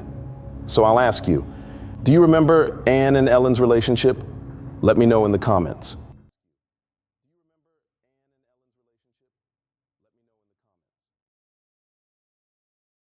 Take a deep breath, close your eyes if you can, and imagine a wall of warm, glowing light around you. It's your only defense against what you're about to hear. It was just another long haul, the kind that keeps food on my table and gas in my tank. But this time, something felt different. The air seemed heavier, the shadows a little darker. I should have known to turn it down when I heard the client's name. Oprah. I know that sounds strange, but if you'd been behind the wheel that night, if you'd heard the whispers, the screams, if you'd seen the things I did, you'd understand why her name chills me to my core now. I thought it was just another delivery. Boxes, paper, electronics. But what I found in the back of that trailer, it still haunts me. And now, I can't shake the feeling that I've brought something back with me. Something dark, something that watches, something that whispers. So if you're ready, if you're brave enough, then lean in close, turn up the volume, and prepare yourself. Because this is a story you'll never forget. I got the call on a Tuesday morning, early before the sun had fully crested over the horizon, casting long, eerie shadows across my kitchen floor. I'd barely had my first sip of coffee when my dispatcher's number flashed on my phone. "Got a special one for you," he said, his voice crackling through the line like static. "High-profile client, top dollar, they requested you specifically." I should have been suspicious right then. After all, why would a celebrity like Oprah, a woman with endless resources and connections, be reaching out to a lone trucker like me? But $15,000 for a single haul? That kind of money can make you ignore a lot of red flags. The pickup was in Miami, a city that always feels like it's holding its breath, humid, sticky, and alive with secrets. I rolled up to the address they gave me, a nondescript warehouse on the edge of the industrial district. It looked abandoned, the kind of place you'd expect to find rats, not high-end cargo. When I pulled my rig into the loading bay, I was met by a group of men, silent, stone-faced, and dressed in black. They moved with military precision, their eyes constantly darting to the shadows as if expecting someone or something to lunge out at them. They didn't say a word as they loaded the trailer, and I didn't ask any questions. But when I caught a glimpse of the boxes, my pulse quickened. They weren't the usual crates or pallets I was used to. They were plain brown boxes, each sealed tight with clear tape, stacked from floor to ceiling like coffins in a crypt. As I sat in my cab, waiting for the go-ahead to pull out, one of the men approached my window. He leaned in close, his breath fogging the glass. "Drive straight to the address we gave you. No stops, no detours, and don't open the trailer." I forced a nod, trying to ignore the chill that ran down my spine. He gave me a look, the kind that strips you down to your soul, and slapped an envelope against my dashboard. "Half now, the rest when you finish the job." When he turned and walked back into the shadows of the warehouse, I tore open the envelope. Thick stacks of cash stared back at me, crisp, clean $100 bills. More money than I'd ever held at once. Enough to drown out the nagging voice in the back of my mind telling me something was very, very wrong. But as I pulled onto the highway, my rig groaning under the weight of the mysterious cargo, that chill in my bones only grew stronger. I tried to shake it off, telling myself it was just nerves, just another run. But deep down, I knew better. Because the deeper I drove into the darkness, the more I felt like I was being watched. I kept the radio off as I drove, the low hum of the engine my only companion. The highway stretched out like a black vein beneath my wheels, the landscape slipping by in a blur of headlights and shadow. I tried not to think about the boxes in the trailer, but it was impossible. My mind kept circling back to them, the way those men had moved around them, their cold, watchful eyes as they loaded them in. It didn't add up. About halfway through the trip, just outside of Baton Rouge, my phone lit up on the passenger seat. The number was blocked. I hesitated, my heart thudding in my chest, before finally answering. "Yeah?" I said, trying to keep my voice steady. "Don't open the trailer?" the voice said. It wasn't the same man from before. This one was colder, more detached, like he was reading from a script. "No matter what you hear, no matter what you think you see, just keep driving." The line went dead before I could respond, the call cutting off with a sharp click that echoed through the cab like a gunshot. I tossed the phone back onto the seat, my hands tightening around the wheel. What the hell had I gotten myself into? For the next 100 miles, every bump in the road, every rattle from the trailer felt like a threat, a reminder of the unknown cargo I was hauling across the country. Then just past the Texas state line, it started. At first, it was just a faint, almost imperceptible sound. A soft, rhythmic tapping coming from the back of the trailer, like something shifting, struggling. I told myself it was just the boxes settling. Maybe one had come loose. But deep down, I knew that wasn't it. The tapping grew louder, more insistent. Then came the whispers. Faint, frantic, like dozens of voices overlapping in a frantic, desperate chorus. I tightened my grip on the wheel, my knuckles going white. I didn't dare look in the mirrors. I didn't want to see. But then, over the rush of the wind and the growl of the engine, I heard it. A scream. It was muffled, distant, but unmistakable. A raw, guttural wail that cut through the darkness like a blade. I felt my stomach twist, bile rising in my throat.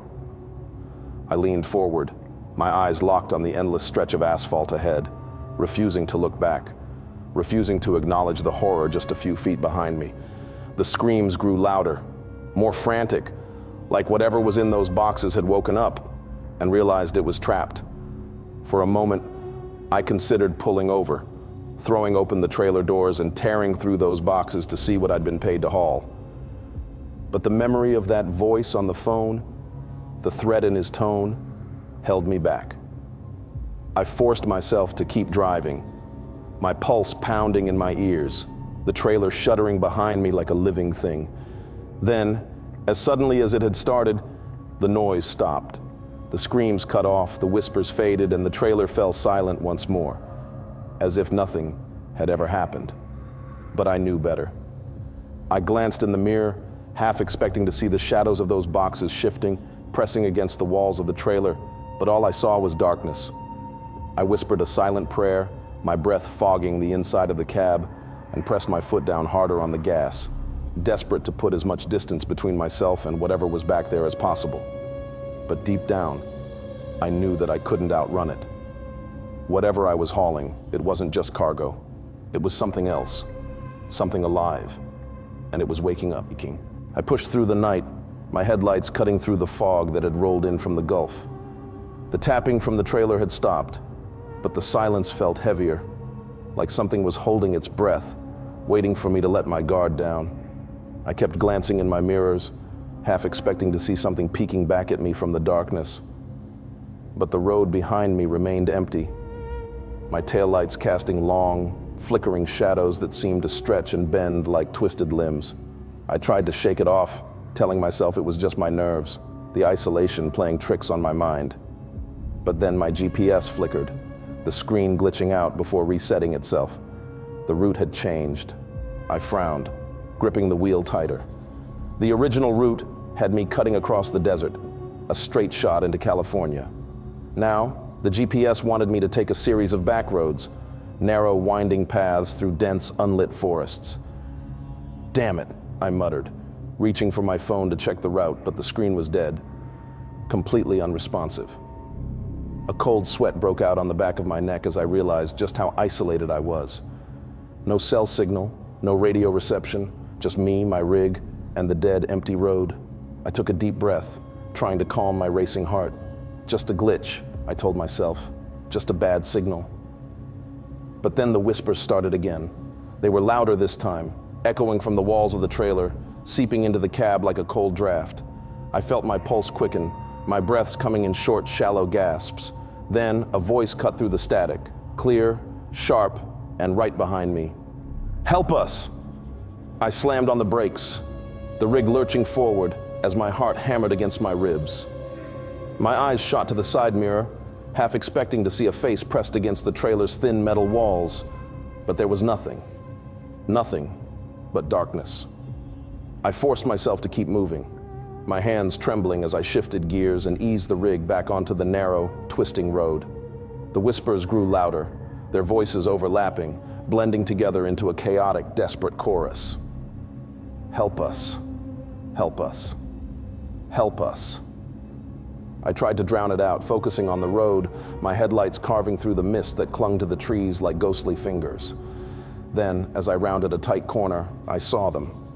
Figures standing by the side of the road, pale, emaciated, their eyes hollow and staring. They lined the shoulder, their heads turning in unison as my truck roared past, their mouths opening and closing like fish gasping for air. I clenched my jaw, refusing to look back. I could feel their eyes on me, their whispers echoing in my ears, their faces burned into my mind like a brand. I forced myself to keep driving, the darkness pressing in from all sides, the trees looming overhead like skeletal hands reaching for my trailer. And then, just as suddenly as it had started, the road opened up, the forest falling away into a wide, empty desert. I glanced in my mirror one last time, my heart thudding in my chest, but the figures were gone. All that remained was my trailer, rattling behind me, its sides dented and scratched as if something inside had been trying to claw its way out. I swallowed, my throat dry, and forced my foot down on the gas, desperate to leave that cursed stretch of road behind. But deep down, I knew I wasn't alone. Whatever I was hauling, whatever I had agreed to deliver, it was still back there, and it was getting stronger. The desert stretched out around me, an ocean of cracked earth and skeletal brush bathed in the pale glow of my headlights. The air felt thicker out here, each breath dragging through my lungs like sandpaper. I checked my mirrors again, my eyes flicking over the darkened trailer. I half expected to see those pale figures clinging to the sides, their hollow eyes fixed on me. But there was nothing.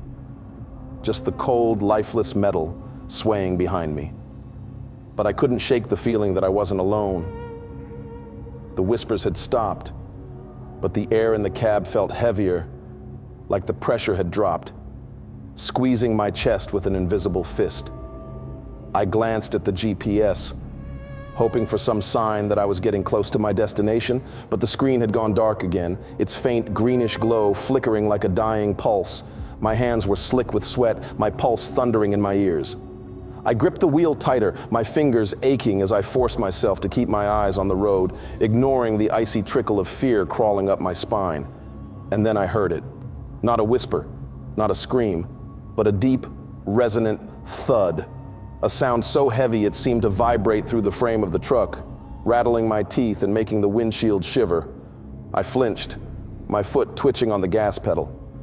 I felt the trailer shudder behind me, the metal groaning as if under some immense unseen weight. Thud. It came again, louder this time, like a giant's fist slamming against the inside of the trailer doors. Thud. I glanced in the side mirror, my pulse spiking as I caught a glimpse of the trailer's thin metal walls bowing outward, the steel flexing like something was trying to push its way out. Thud. My breath hitched, panic clawing at my throat.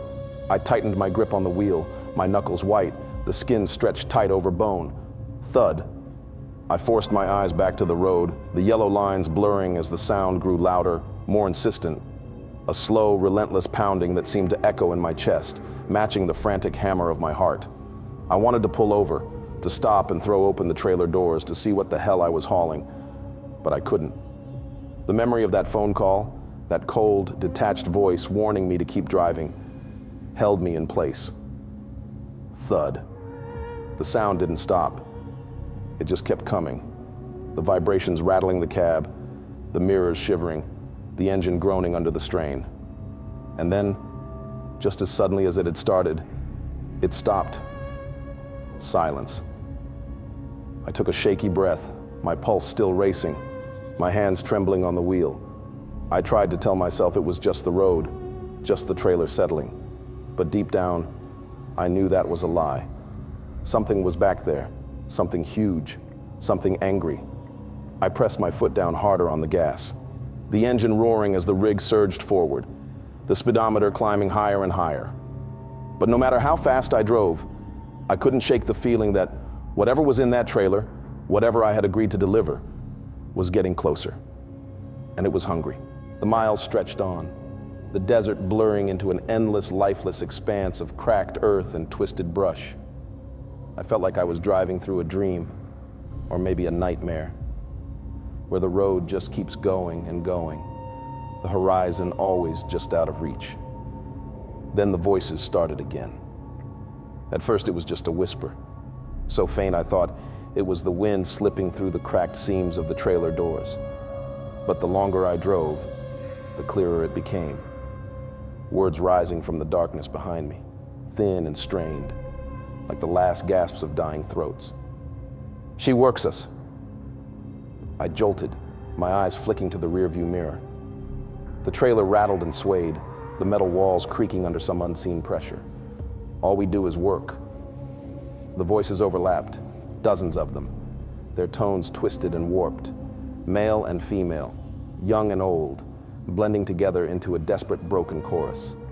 She watches us, he watches us, they watch us perform. The words twisted through the air, seeping into the cab like smoke, clinging to my skin, filling my lungs.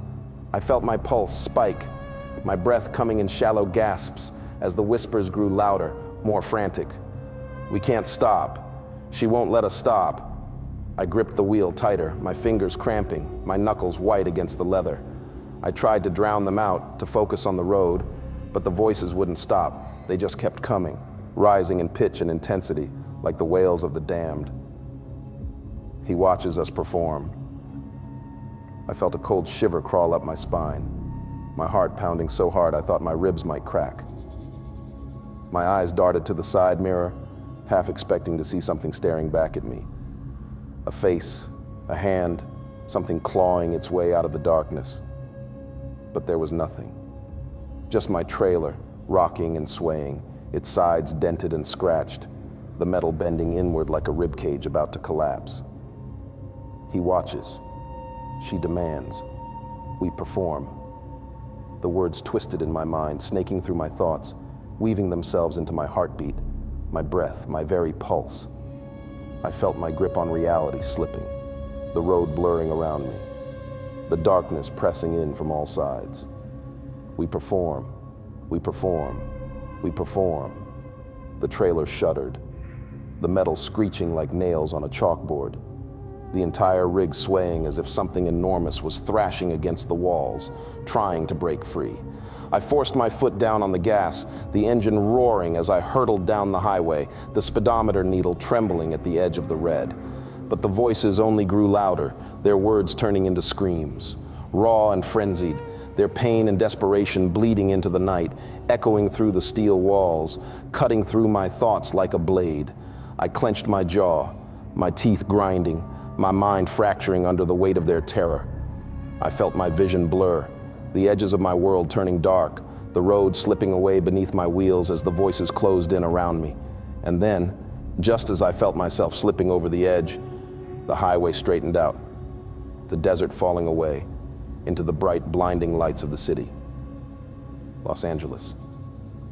I didn't remember the last 100 miles, didn't remember the hours that had slipped past in a blur of darkness and whispers.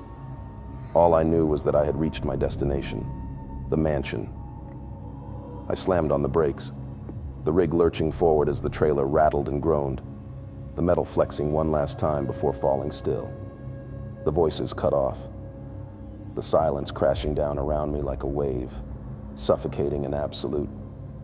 I sat there for a long moment, my heart racing, my breath coming in ragged, shuddering gasps, my mind struggling to claw its way back to reality. The mansion loomed ahead, its towering gates swinging open as I approached, the wrought iron teeth parting like the jaws of some ancient, slumbering beast.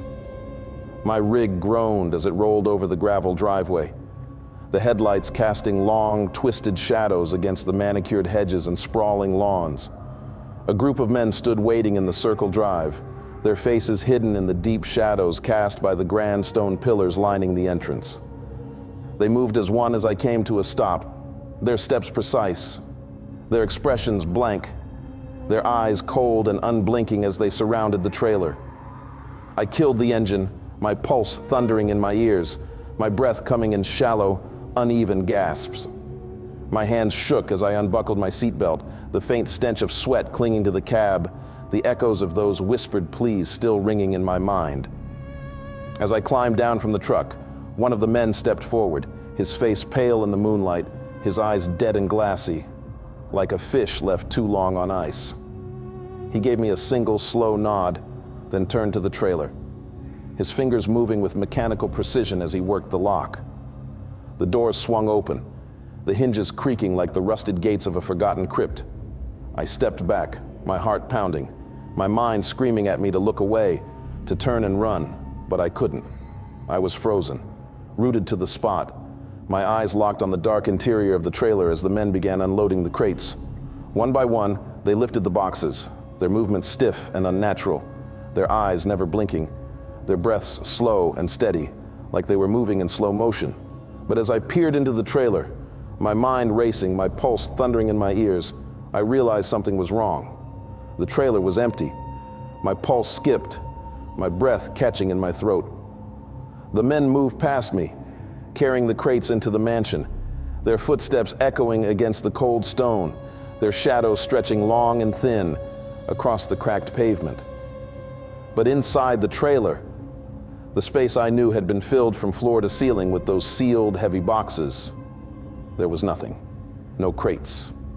No boxes. Just darkness. I blinked, my vision swimming, my heart slamming against my ribs as I stepped closer, my boots crunching against the gravel. I leaned into the trailer, my eyes straining to adjust to the darkness, my breath coming in short, shallow gasps. And then I saw it. A small, pink stuffed animal, slumped against the cold metal floor, its fur matted and stained, one black button eye hanging by a thread. It lay there, alone, abandoned, the only trace of the cargo I had just delivered, the only proof that something had been back there, something real, something alive. I stumbled back, my pulse racing, my mind fracturing as I tried to make sense of what I was seeing. One of the men glanced back at me, his eyes narrowing as if he could sense my panic, his jaw tightening as he took in my wide-eyed stare. I forced myself to look away, to turn and stagger back to my cab, my breath coming in ragged, broken gasps as I fumbled with the door handle, my fingers trembling, my heart hammering in my chest. I clambered into the driver's seat, my hands shaking as I jammed the key into the ignition, my mind reeling, my pulse thundering in my ears. As the engine roared to life, I cast one last glance back at the mansion, my eyes drawn to the towering stone steps, the darkened windows, the cold, lifeless facade. And that's when I saw her, Oprah, standing in the doorway, her figure framed by the flickering light from within, her eyes locked on mine. She didn't move, she didn't blink.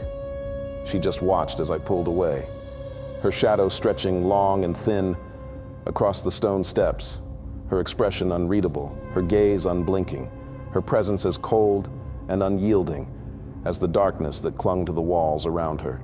I tore my eyes away, my heart slamming against my ribs as I hit the gas, the rig lurching forward, the gravel spitting out behind me as I sped down the driveway, the mansion growing smaller and smaller in my rearview mirror, its shadow clinging to me like a curse. As I roared through the gates and back onto the highway, my breath came in short, frantic gasps, my pulse thundering in my ears, the faint stench of sweat and fear still clinging to the air around me. But no matter how fast I drove, no matter how far I fled, I couldn't shake the feeling that her eyes were still on me, watching, waiting, calculating, a predator lurking in the darkness biding its time. And as the mansion disappeared into the rear view, the last thing I saw before the darkness swallowed it whole was that pink stuffed animal, still sitting there in the trailer, its button eye glinting in the fading light, its silent, empty smile etched into my mind forever. If you've made it this far, thank you for sticking with me through this story. I hope it reminded you that sometimes the things we can't see, the whispers in the dark, the shadows in the rear view, are the ones we should fear the most. But before you go, if this story pulled you in, if it made you think twice about what might be lurking in the darkness, then do me a favor. Hit that like button. It's a small gesture, but it helps this channel reach more people who love the strange, the unsettling, and the unknown. And if you want more stories like this, the kind that keep you up at night, that leave a cold shiver running down your spine. Make sure you subscribe and turn on notifications. That way, you won't miss a single tale from the shadows. I'd also love to hear what you thought of this story. What would you have done if you were behind the wheel that night? Would you have kept driving? Or would you have opened that trailer door to confront the darkness head on? Drop your thoughts in the comments. And remember, sometimes the things we carry with us are heavier than they seem. Sometimes the industry doesn't change you, it replaces you. They said Gucci Mane wasn't really Gucci Mane, that the man who walked out of prison was someone else wearing his face, a body reconstructed, voice rehearsed, mind rewritten. They said his wife was his handler, not his heart. And if you were in the room when he spoke, you'd believe it too. I was. I produced his sessions before he went in, and after he came out. The difference wasn't growth, it was deletion. The rhythm was perfect, but the soul was gone, like someone had scrubbed him clean from the inside. The night I realized what really happened in that studio, I stopped sleeping.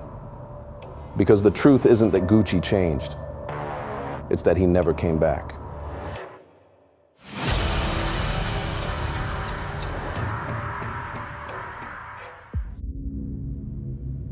Sometimes, producing for rappers in Atlanta feels less like music and more like managing storms. Every studio night is its own weather system. Smoke clouds, late arrivals, pockets full of chaos that somehow turn into chart toppers. I've worked with enough artists to know that madness and magic usually arrive in the same car. You don't stop the storm, you mic it properly and pray it gives you something worth saving. The first thing I learned as a producer wasn't EQ or compression. It was how to read a room. You had to know when to push, when to fall silent, when a rapper was about to explode into genius or violence.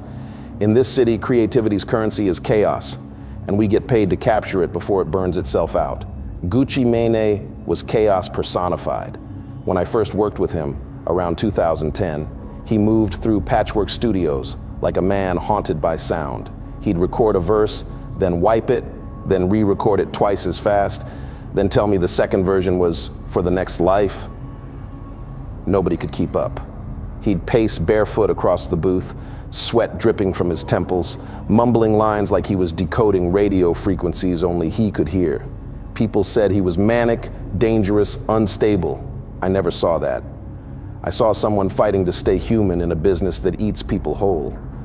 There was calm inside his chaos, a rhythm underneath all that noise. It was like watching a man wrestle his own reflection and somehow make it rhyme. One night he stopped mid-take and stared straight at me through the glass. "You ever notice how the booth feel alive?" he asked. I laughed it off, but he kept going. "It listens, bruh. The booth listens. That's why I don't trust playback." He had these moments. Quick flashes where the room went cold, like he'd stepped too close to a truth the rest of us weren't ready to hear. Then he'd crack a smile, grab a blunt, and jump back into a verse like nothing happened. That was Gucci before the fall, unpredictable, brilliant, completely human. The last time we recorded before he went in, he was working on a track he called Reflection Don't Lie. The beat was stripped down, slow 808s, low piano loop, nothing fancy. He wanted it empty, he said, so you can hear the words hit the wall. Halfway through the session, he stopped rapping and whispered, "They trying to take my frequency, bro." I told him to rest. He said, "Nah, you don't get it. Once they take the sound, they take you." That night he left without finishing the verse. I found the project later, vocals cut off mid-line, mic still hot, like he'd vanished mid-sentence. I labeled the file GUCCI_LAST_REAL.WAV. When the news broke about his arrest, nobody in the studio was shocked. We'd seen the spiral, the drugs, the paranoia, the online meltdowns. Still, when the mugshot hit the internet, I felt a strange emptiness. Not sadness exactly. More like silence after a long mixdown. When the music stops and all you hear is the hum of machines. He was sentenced, disappeared into the system, and the world kept spinning. New artists came through. Same booth, same mic, different voices. But every time I tracked a session, I'd glance at that saved project on my desktop. Reflection don't lie. Something about that unfinished take felt wrong, like it was still listening, just waiting for him to return. 3 years passed. Then one morning, a text lit up my phone from a number I didn't recognize. "You still at Patchwork?" Gucci back. "Need you tonight." I read it twice. For a second, I didn't know how to feel. Excitement, maybe relief. Everybody loves a comeback story. They said he'd been clean, married, sober, transformed. The internet called it the new Gucci, like a brand relaunch. I scrolled through his photos, chiseled jawline, clear eyes, abs, glowing skin. Same tattoos, same smile. But something in the eyes felt off. It wasn't what was there. It was what wasn't. The old Gucci's stare had this flicker, like a light bulb fighting for voltage. The new one's eyes looked still, too still. Still, I told myself he'd grown. People change. Maybe prison saved him. That night, the studio smelled like disinfectant and lemon polish. Not smoke, not sweat. Too clean. I set up the mic, loaded a few beats. When the door opened, I froze. He walked in wearing designer joggers, no jewelry, no entourage, just him and his wife. Keishia. She smiled like a manager, not a spouse. Clipboard in hand, Bluetooth in her ear. Gucci nodded once. "Good to see you, fam." The voice hit me like a memory recorded through a different speaker. Same tone, same accent, but hollowed. Every syllable precise, every breath measured. The old Gucci had rhythm in his chaos. This one had control in his silence. Kesha sat near the console, arms folded, eyes never leaving him. When I hit record, he rapped flawlessly. No ad-libs, no retakes, no jokes, just perfect timing. Too perfect. At one point, I muted the beat to check the mic levels. He kept rapping, didn't even notice. His mouth moved to a rhythm only he could hear. Kesha caught my glance and said softly, "Don't stop him. He has to finish the cycle." The word stuck to my ribs. When the session ended, Gucci wiped his forehead with a towel and smiled. But when he left the booth, the air didn't shift. The room still felt full, like the sound hadn't stopped. Kesha thanked me, shook my hand, and whispered, "He's better now. Don't bring up the past. It confuses him." That night, I sat alone in the control room, staring at the waveform of his new track. The pattern was too perfect. Each verse hit the same decibel peaks, same breath spacing, like someone had studied him down to the inhale. Out of curiosity, I opened the old file. Reflection don't lie. When I aligned the waveforms, they matched. Frame for frame, breath for breath. Two voices, one ghost. I leaned back, the monitors humming softly, and realized something no one online would ever believe. They said prison changed him. They said love saved him. They said sobriety made him new. They were right, but not in the way they thought. I'd seen transformation before. Artists reinvent themselves all the time. But this wasn't transformation. This was replacement. And as the hum of the booth settled into silence, I finally understood what Gucci meant that night before prison. They didn't take his sound. They took him. I came back a few weeks after his first post-prison session, and the building had a new quiet to it, like someone had turned the city down a notch at the fuse box. The front glass was spotless. The hallway carpet didn't crunch from old snack crumbs. Even the control room smelled wrong. Citrus cleaner, where there used to be cologne, smoke, and fried chicken at 3 a.m.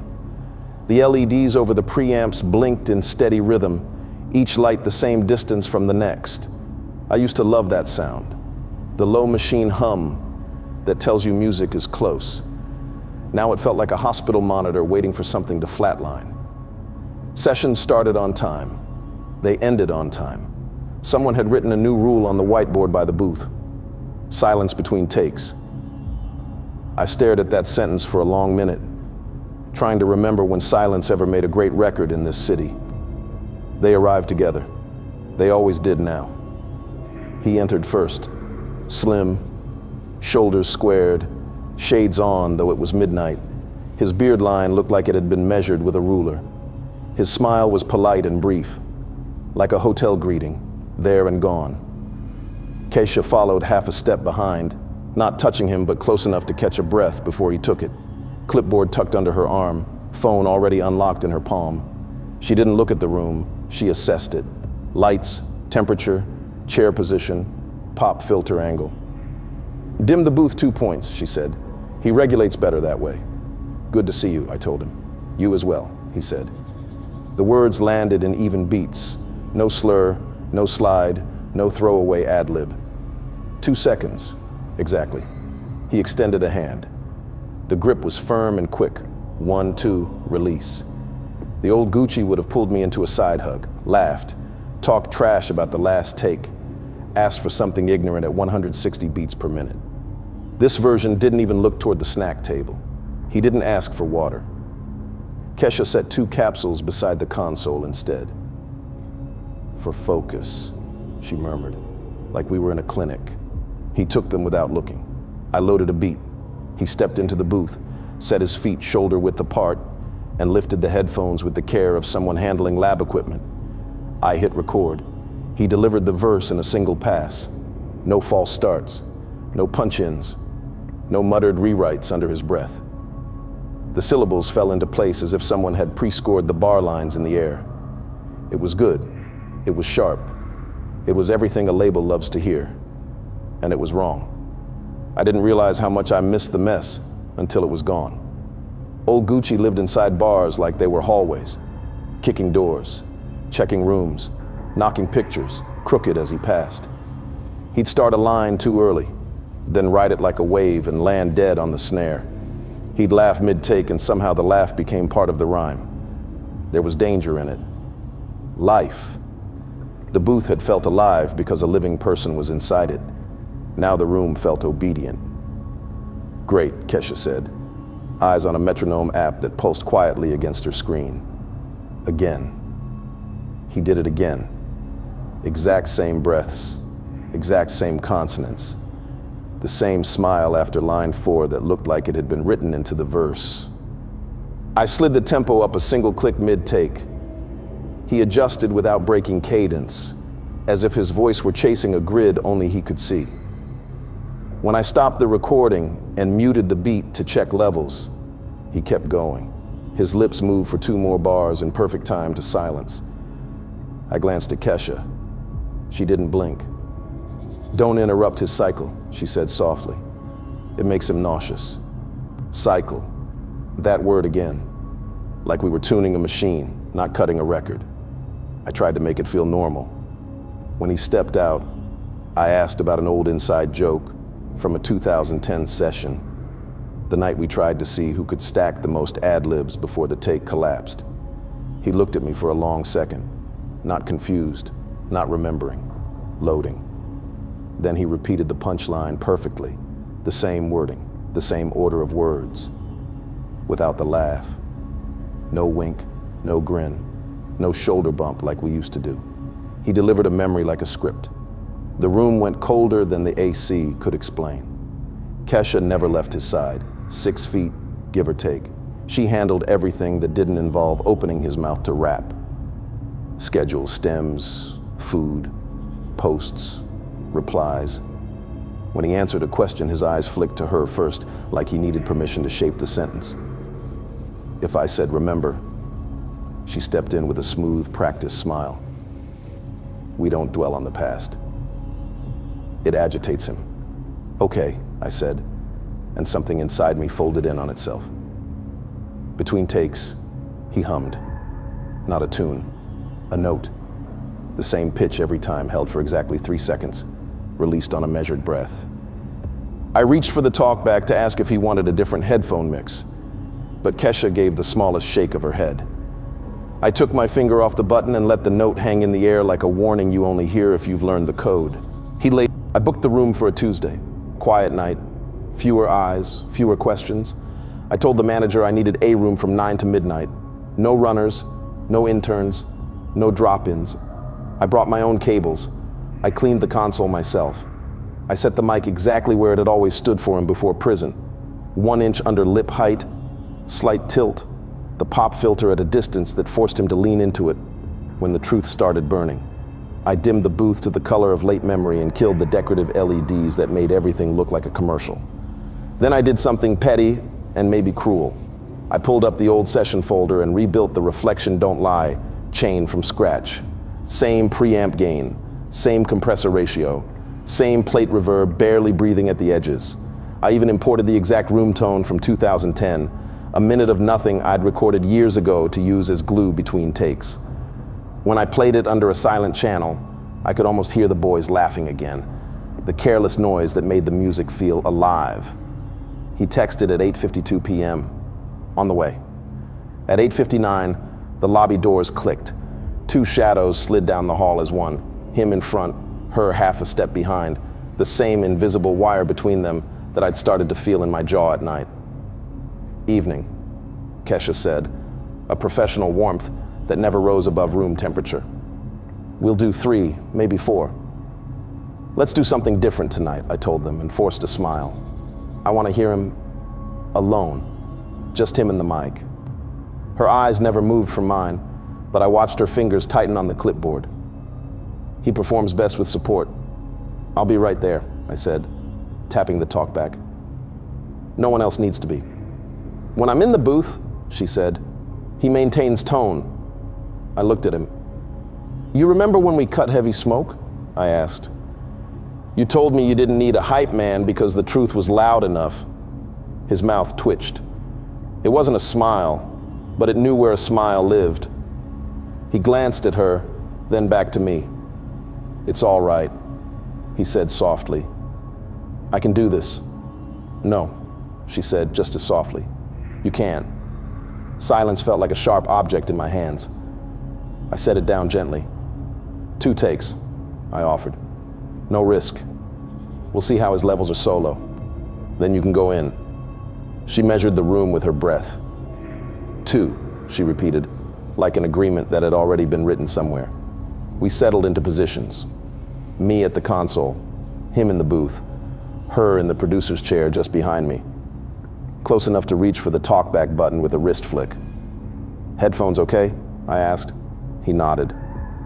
No humming this time, no ritual note. It made the room feel underdressed. I loaded the beat. Not the new clean ones, an older loop built on a dirty piano, naked 808, and a hi-hat pattern that tripped every 4th bar like a man catching his foot on a crooked floorboard. I wanted friction. I wanted him to have to catch himself. Rolling, I said, and pressed record. He started like a machine starts, breath exact, entry on the 1, consonants tucked, syllables aligned like soldiers. The grid loved him. The grid clapped for him. But there was no swing on the tail, no heat on the corners, no scrape of a human stumbling into a better bar. If you've ever watched someone pretend not to cry, you know that kind of stillness. It's impressive. It's also unbearable. Kesha leaned forward and pressed the talkback. Protect the brand, she said. Her voice came through his headphones with a mother's calm and a manager's math. Minimal improv, no unverified anecdotes, no past tense self-references. He blinked. His left hand, which had always talked when he rapped, hung useless and quiet at his side. Again, I said, forcing cheer, and looped him back 2 bars. He landed. He always landed. Protect the brand, Kesha repeated, thumb resting on the button like a metronome with skin. The old you is over. I don't know why I said what I said then. Maybe I wanted to hurt the room. Maybe I wanted to cut the wire I couldn't see. I nudged the fader up on a low bus no one else knew about and let a ghost of 2010 air whisper under the track. Laughs, a chair creak, somebody off mic saying, "You wild," a lighter flick. I watched him through the glass when it hit. Something changed in his shoulders. He stuttered, not on the words, but in the space between them, like a foot remembering a crack in the sidewalk. His mouth tightened. And then, on the next line, he didn't tuck the S, he let it spray. It was small, and it was everything. Hold, Kesha said, but she didn't hit the button in time. He laid 3 more passes. They stacked like glass panes, clear, identical, without a scratch. I didn't have to comp anything. There was nothing to fix. It was the kind of session you dream about when you're on a deadline and you haven't slept in 2 days. I hated it. When they finally stepped out for a break, I pulled up an old file for sanity. The freestyle from 2010 where the room felt like a tailgate inside a thunderstorm. Laughter bleeding into the mic. A friend yelling something dumb off camera, his voice stretching, cracking, recovering. I let it run for a minute, eyes closed, and remembered why I ever loved this work. I cut the playback and soloed the raw mic from tonight. In the noise floor, past the air and the coil buzz, something spoke, not a full word, more like a shape of a word pressed into the hiss. I turned the gain a hair. It became a sentence broken by the static, a voice not quite his. Stay, tone, he's listening. I dropped the volume and felt my own heart in my wrists. It was nothing. It had to be nothing. Old wiring, a circuit choke, a ghost in the machine. I saved the file anyway. They came back in. He finished the second song in 2 takes. We packed up. On the way out, I tried one more normal question. You feeling good? Want to push one more? He looked at Kesha. She nodded. He said, I feel optimal. The word hit my ears and just lay there. It wasn't a human answer. It was a readout. When they left, the hallway swallowed the little sound they made. I watched them from the glass, 2 silhouettes sliding down the corridor, one slightly delayed in the reflection as the other turned the corner. I blinked. The lag disappeared. The glass gave me my own face back, pale blue from the screen. I should have gone home. Instead, I opened a session I'd made for myself called Mirrors and dragged tonight's main take onto the grid. Then I dug up a pre-prison verse with the same BPM, same topic, same pocket. I lined them up and let the DAW do what it was built to do, breath for breath, sibilant for sibilant, a lowercase landing on the exact same waveform. When I nudged the new take 2 milliseconds forward, the old one ghosted under it like a shadow learning to stand. When I inverted the phase and hit play, the lead disappeared almost completely, like one voice canceling the other out, a mask on a map. I sat back and let the monitors buzz. My hands were shaking and I couldn't blame the caffeine. I told myself, sobriety does this. Work ethic does this. Maturity does this. But the part of me that learned to read rooms, the part that trusted feeling before data, kept whispering no. I closed everything and shut down the lights, but the booth didn't go dark right away. A flicker lived in the glass, 2 frames fighting for the same space. In one, he grinned at me across a decade, eyes loud, shoulders loose. In the other, he stared forward, calm as a cuffed hand. The flicker stopped. The room was empty again. On my way out, the night guard nodded. Late one, huh? Yeah, I said. My voice sounded like I was listening to it through a door. Outside, the city breathed and the highway sang, and somewhere a train complained at its own weight. I stood in the parking lot with my keys in my hand and realized the feeling that had been nagging me all night had a shape now. Not fear, not awe, a strange double thing, surprised and not surprised. Stunned to see the difference, and somehow ready for it, like the truth had been rehearsing me too. My phone buzzed, unknown number, 1 line of text. Stop aligning ghosts. I looked back at the studio windows. For a heartbeat, the control room glass returned a picture that didn't match. Gucci still in the booth, head tilted, eyes on me through the pane. The booth behind him was empty. I blinked, and it was just glass. The man who once filled rooms with noise now left silence trailing behind him, and somehow the silence was louder. I went home, but I didn't sleep. Tomorrow I'd dig. I'd find where the change began and what it cost.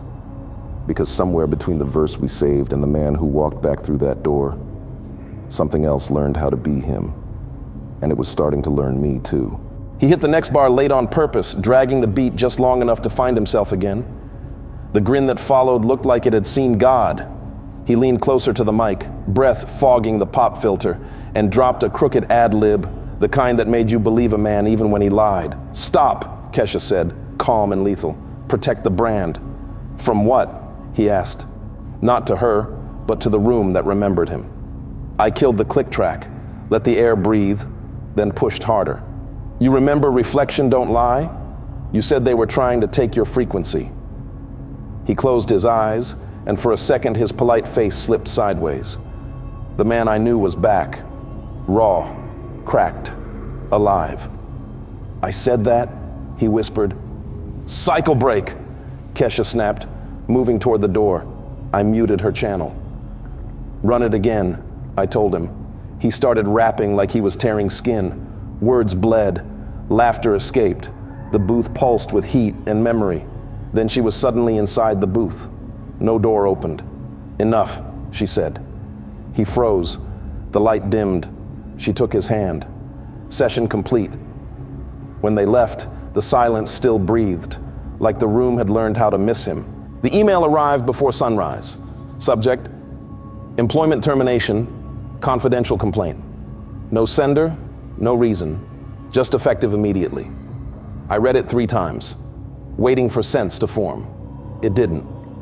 When I called the studio, the assistant said, "It came from higher up. Workplace concern." She couldn't say who filed it. "Concern about what?" I asked. "Your behavior during client sessions."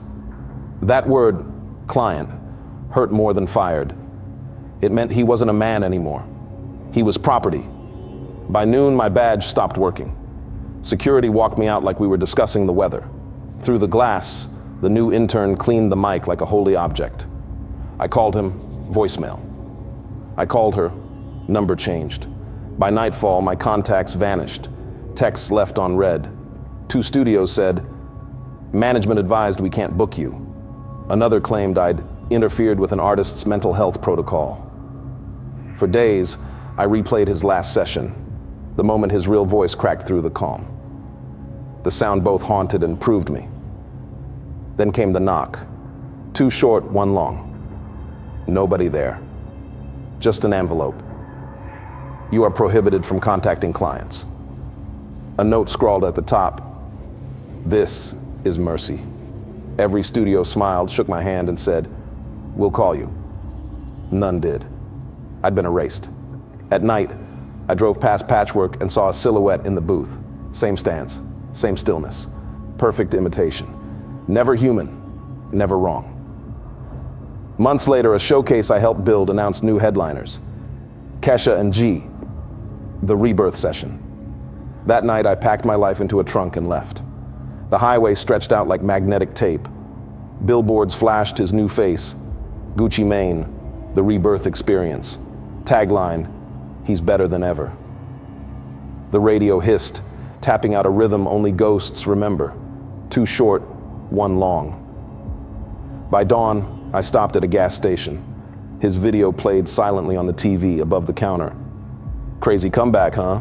the clerk said. "Yeah," I answered. "Crazy." Outside, his reflection rippled in a puddle, breaking every time the wind moved. Somewhere, that perfect voice still echoed. Fans cheered for a man who wasn't one anymore. The truth was simpler, crueler. He never came back, and the world applauded. Drop your thoughts in the comments. I read every theory. If you believe the industry hides more than it shows, hit subscribe and turn on the bell, because the next story goes even deeper. There are places that don't just hold sound, they hold memory. And if you stay long enough, the room plays them back, not through speakers, but through the walls. This story isn't about a rivalry, it's about a transfer, a night buried in the booth below, where a voice was stolen. Aaliyah didn't just die, she said no, and Beyoncé said yes. I was there when the reel turned, when the voice changed hands, and the one thing that's haunted me since is the look she gave me when it was done. Not anger, not sorrow, recognition, as if she knew I'd come back to remember the thing no one else will. And once you hear what I heard that night, you'll never listen to her voice the same way again. I hadn't been back in over 20 years. The building looked smaller now, gutted, graffitied, forgotten. The sign out front had been ripped down, the awning rusted into curls, like something had tried to burn its way out from the inside. The lot was empty, just me, a flickering street lamp, and silence. I didn't come here looking for anything. I came because I had nowhere else to go. Studio C used to hum with life. 24-hour sessions, R&B royalty, producers who didn't sleep. But when she died, something inside this place died with her. After that last session, they shut it all down, quietly, no press, no farewell. I was never supposed to come back. And yet, the lock on the side door was broken, almost like it wanted me in. The hallways smelled like mildew and stale cables. The walls were lined with peeling acoustic foam. I passed by Studio A, gutted. Studio B, stripped for parts. But Studio C, still sealed, still waiting. I stood there for a long time, hand resting on the doorknob. My palms were sweating. My heart wouldn't slow down. Not because I was afraid of what was inside, because I already knew what was waiting. I pushed the door open and walked into a room that hadn't aged a day. The boards were powered off, but a red LED still blinked faintly on the console. Dust floated in the air like ash. A chair sat slightly turned toward the booth, like someone had just stepped away. The isolation glass had a smear of makeup on it, lipstick maybe, or blood. I couldn't tell. I reached for the mixing board. The second my fingers touched the fader, my chest clenched. There's a kind of memory that doesn't play in your head, it plays in your bones. The kind that pulses under your skin like an old infection. A sharp breath and suddenly I was back. That night, that chair, that voice, Aaliyah, the last session. She stood in the booth, headphones half on, chewing her lip like she always did when something felt off. But it wasn't the song she was nervous about. It was the room. She kept glancing at the floor beneath her feet, tapping her fingers like she was counting seconds she couldn't hear. I remember her looking at me, her mouth forming words the mic didn't pick up. Don't leave. I didn't understand it at the time. Thought she was just being careful. But now, sitting here, I realized she wasn't scared of something happening to her. She was scared of what might happen if I wasn't there to see it. Back in the present, I looked at the board again. A file was still labeled on the faded tape track. Vox Merge Final Res. That wasn't one of hers. That wasn't a mix I'd ever done. And yet, I knew it was connected to that night, to what came after, to what took her. I leaned back in the chair, heart racing, ears ringing. There was a low hum in the walls, barely audible, a vibration in the bones of the building itself. It reminded me of something she said to me once, a week before the crash. They don't want a performance, they want a permission. At the time, I thought she meant contracts, the usual music industry snakes. But now, in the dark, with that red light pulsing behind the glass, I wasn't so sure. I stood up, unsure if I was ready to remember what came next. Then I saw it. In the corner, almost hidden behind a storage rack, was the old back panel. The one I'd never dared to touch. I used to think it was just an access hatch. Now I knew it led deeper, to the booth below. It started with whispers, not from her at first, from the engineers, the runners, the label assistants who lingered outside Studio C too long without saying why. I'd catch them talking in half sentences. She said no to it. Jay's not happy. Someone else will take it if she won't. I thought it was industry nonsense, power plays, ego trips. But when Aaliyah started looking over her shoulder during sessions, that's when I knew something was wrong. She was never paranoid, never high-strung. She floated through the chaos of this industry like a phantom, untouchable, steady, professional to the bone. But something in her shifted that last month. The sparkle behind her eyes dimmed. Her laugh came out slower. And when she sang, there was something in the back of her voice, like she wasn't alone in there. A week before she left for the Bahamas, we caught a late session. Just the two of us and one producer who eventually fell asleep on the couch. She kept rewinding one of her vocals, listening to it over and over. I can't explain it, she said. It sounds like Someone else is trying to harmonize with me. But I never recorded a second take.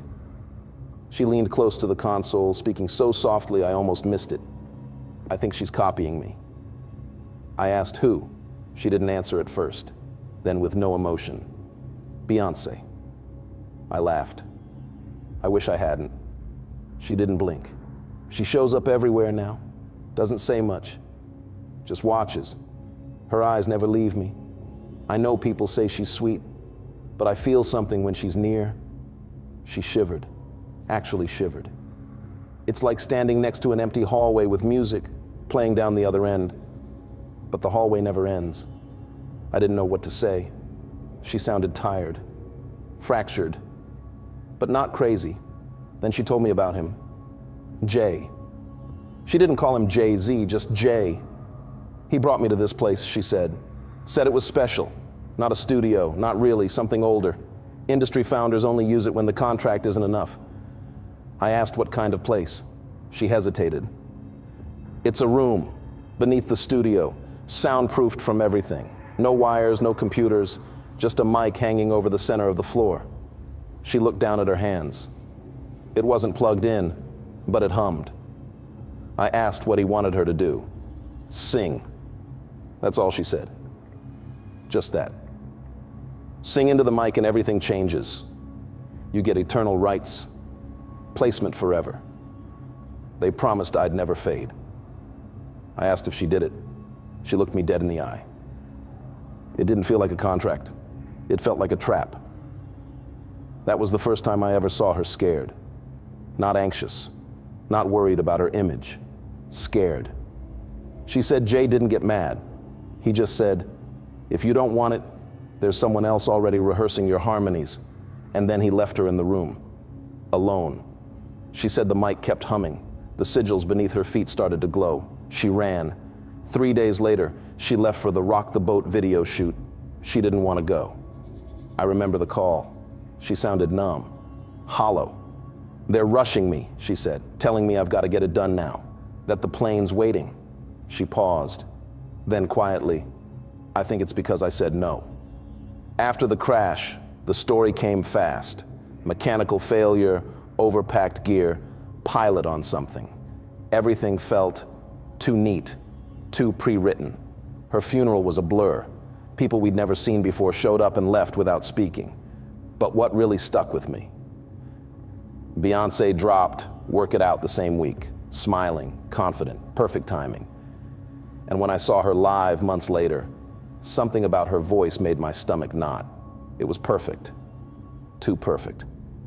Like it had been molded, not grown. Back in the present, I looked around the room. Everything felt still, but not quiet. More like the studio was listening. That's when I noticed it. The faint seam behind the booth glass, barely visible. The hidden door, the way down. The night after she died, I got a message. No name, no subject, just a time and a place. Studio C midnight, no phones. I didn't ask questions. I should have. The parking lot was empty, the building dark. I used the side door, the one the interns used when they were too late for the front desk. Inside, the air was stale, metallic, the kind of stillness you only get when a place has held too much sound for too long and suddenly forgets how to breathe. The other rooms were stripped bare, but Studio C? Unlocked, waiting. There were no lights on, no engineers, no crew, just low music playing through the booth, barely audible. Faint, but familiar. Her voice, Aaliyah's, not the radio cut, not the label-approved version. It was one of her raw stems, one I'd only heard during mixing. I followed the sound. The back panel behind the console, something most people never noticed, was hanging open. I'd never seen it move before. Behind it, a stairwell, narrow, steep, lined with insulation foam, like someone had tried to kill all vibration, all echo. I descended slowly, one hand on the rail. At the bottom was a room I'd never seen on any floor plan. Circular, no windows, no studio equipment. Just a single freestanding microphone suspended from the ceiling. Gold-plated, untouched by dust. Beneath it, a dark ring was painted into the floor. Musical notations scribbled into the concrete like a producer's shorthand turned permanent. And then she walked in. Beyoncé, no team, no fanfare. Just her, wearing a black hoodie, her face bare, unreadable. She didn't look surprised to see me. In fact, she didn't look at me at all. She walked past me without a word and stepped directly into the ring beneath the mic. She took a breath. One, slow, controlled. Then she started to sing. It was one of Aaliyah's unreleased melodies. A simple run we'd looped 100 times trying to get the texture right. But now it was different. Beyoncé's voice hit every note perfectly, technically perfect. But it felt cold, hollow, like a replica that hadn't fully loaded. Then something else happened. It wasn't a glitch. It wasn't an echo. But somehow, under her voice, just under, I could hear something else. Familiar phrasing, familiar breath control. Like Aaliyah's voice had been ghost-tracked onto the same melody. Only this time it didn't sound like harmony. It sounded like someone being replaced in real time. Beyoncé didn't stop. If anything, her tone deepened, smoothed. She adjusted her posture mid-line, like she was syncing to something I couldn't see, like someone was in her ear, guiding the cadence. For a split second, the hair on my arms stood up, not from cold, from recognition. It wasn't her voice anymore, not fully. I looked up and saw a figure at the top of the stairs, leaning against the wall, watching. Jay-Z. He didn't speak. He didn't nod. He didn't move. He just stood there, completely still, like this was already happening without him, like this was part of something long prepared. I turned back to Beyoncé. Her eyes were closed now, her breathing deeper, her final notes slower, richer. And when she finished, she smiled, not a performance smile, something more like relief. She looked up at the mic, then turned toward me. Our eyes met. She tilted her head slightly and said a name. Not mine, not hers. Aaliyah's name for me. I hadn't heard it in years. No one else had ever used it. Ever. My chest tightened. Beyoncé didn't wait for a response. She stepped out of the circle, walked up the stairs, and disappeared behind the same panel I came through. Jay-Z followed her. No words. Just a final glance, half acknowledgement, half warning. I stood there alone for a long time, in that room, beneath that mic, listening to nothing, but somehow still hearing something. Back in the present, I realized I had drifted toward the old stairwell again, like my body remembered what my mind had tried to forget. The panel behind the booth, still open. Same red insulation inside. And in the silence, I swore I could still hear that almost voice playing somewhere below. Not quite Aaliyah, not quite Beyoncé, but just enough of both to make me question everything. People always said Beyoncé could sing, and they weren't wrong. She had range, precision, power. But sitting there that night, watching her in that hidden room beneath the studio, I finally understood what had always been missing. She didn't have what Aaliyah had. Not just talent, essence, soul. The thing you feel but can't explain, the ache that lingers after the music fades. Aaliyah had it without trying. Beyoncé wanted it. And that night, she took it. She stood under a gold mic suspended in the center of a round, windowless room. No speakers, no monitors, just that single mic and a black painted ring on the floor marked with faded music notations. She didn't warm up, didn't speak. She just closed her eyes and started to sing. It was one of Aaliyah's melodies, one that never made it to radio, one I knew intimately because I had helped record it. And yet, Beyoncé sang it perfectly, not just technically, emotionally. Same exact phrasing, same minor hesitation at the start, same soft exhale at the end of each line. But here's what chilled me. That take had never left the booth, and Beyoncé had never been in the room to hear it. At first, I thought it was muscle memory, industry mimicry. But something shifted halfway through. Her voice changed, not dramatically, just enough that I leaned forward. There was weight behind it now, texture.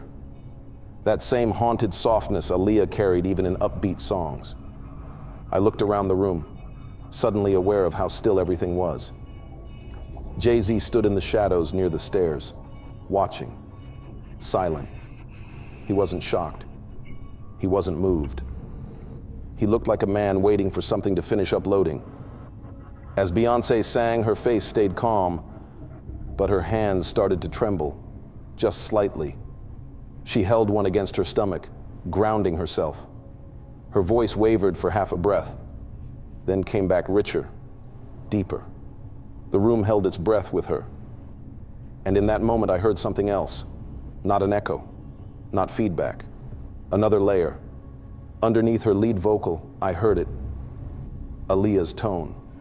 Barely perceptible, like an imprint under fresh paint. Same inflections, same breath patterns. But the pitch was fused, as if Beyoncé was no longer just singing. She was channeling. Jay-Z spoke once, barely louder than a whisper, but I felt it more than heard it. She didn't want it. You do. That was all he said. Beyoncé didn't stop singing. Her body stilled. Her voice carried the final note. And when she opened her eyes, something was different. The same person, but not the same presence. She turned toward the booth. Our eyes met through the glass. And then she said it, the nickname Aaliyah used to call me. A name no one else knew. She smiled, then turned and walked back up the stairs. Jay-Z followed, wordless.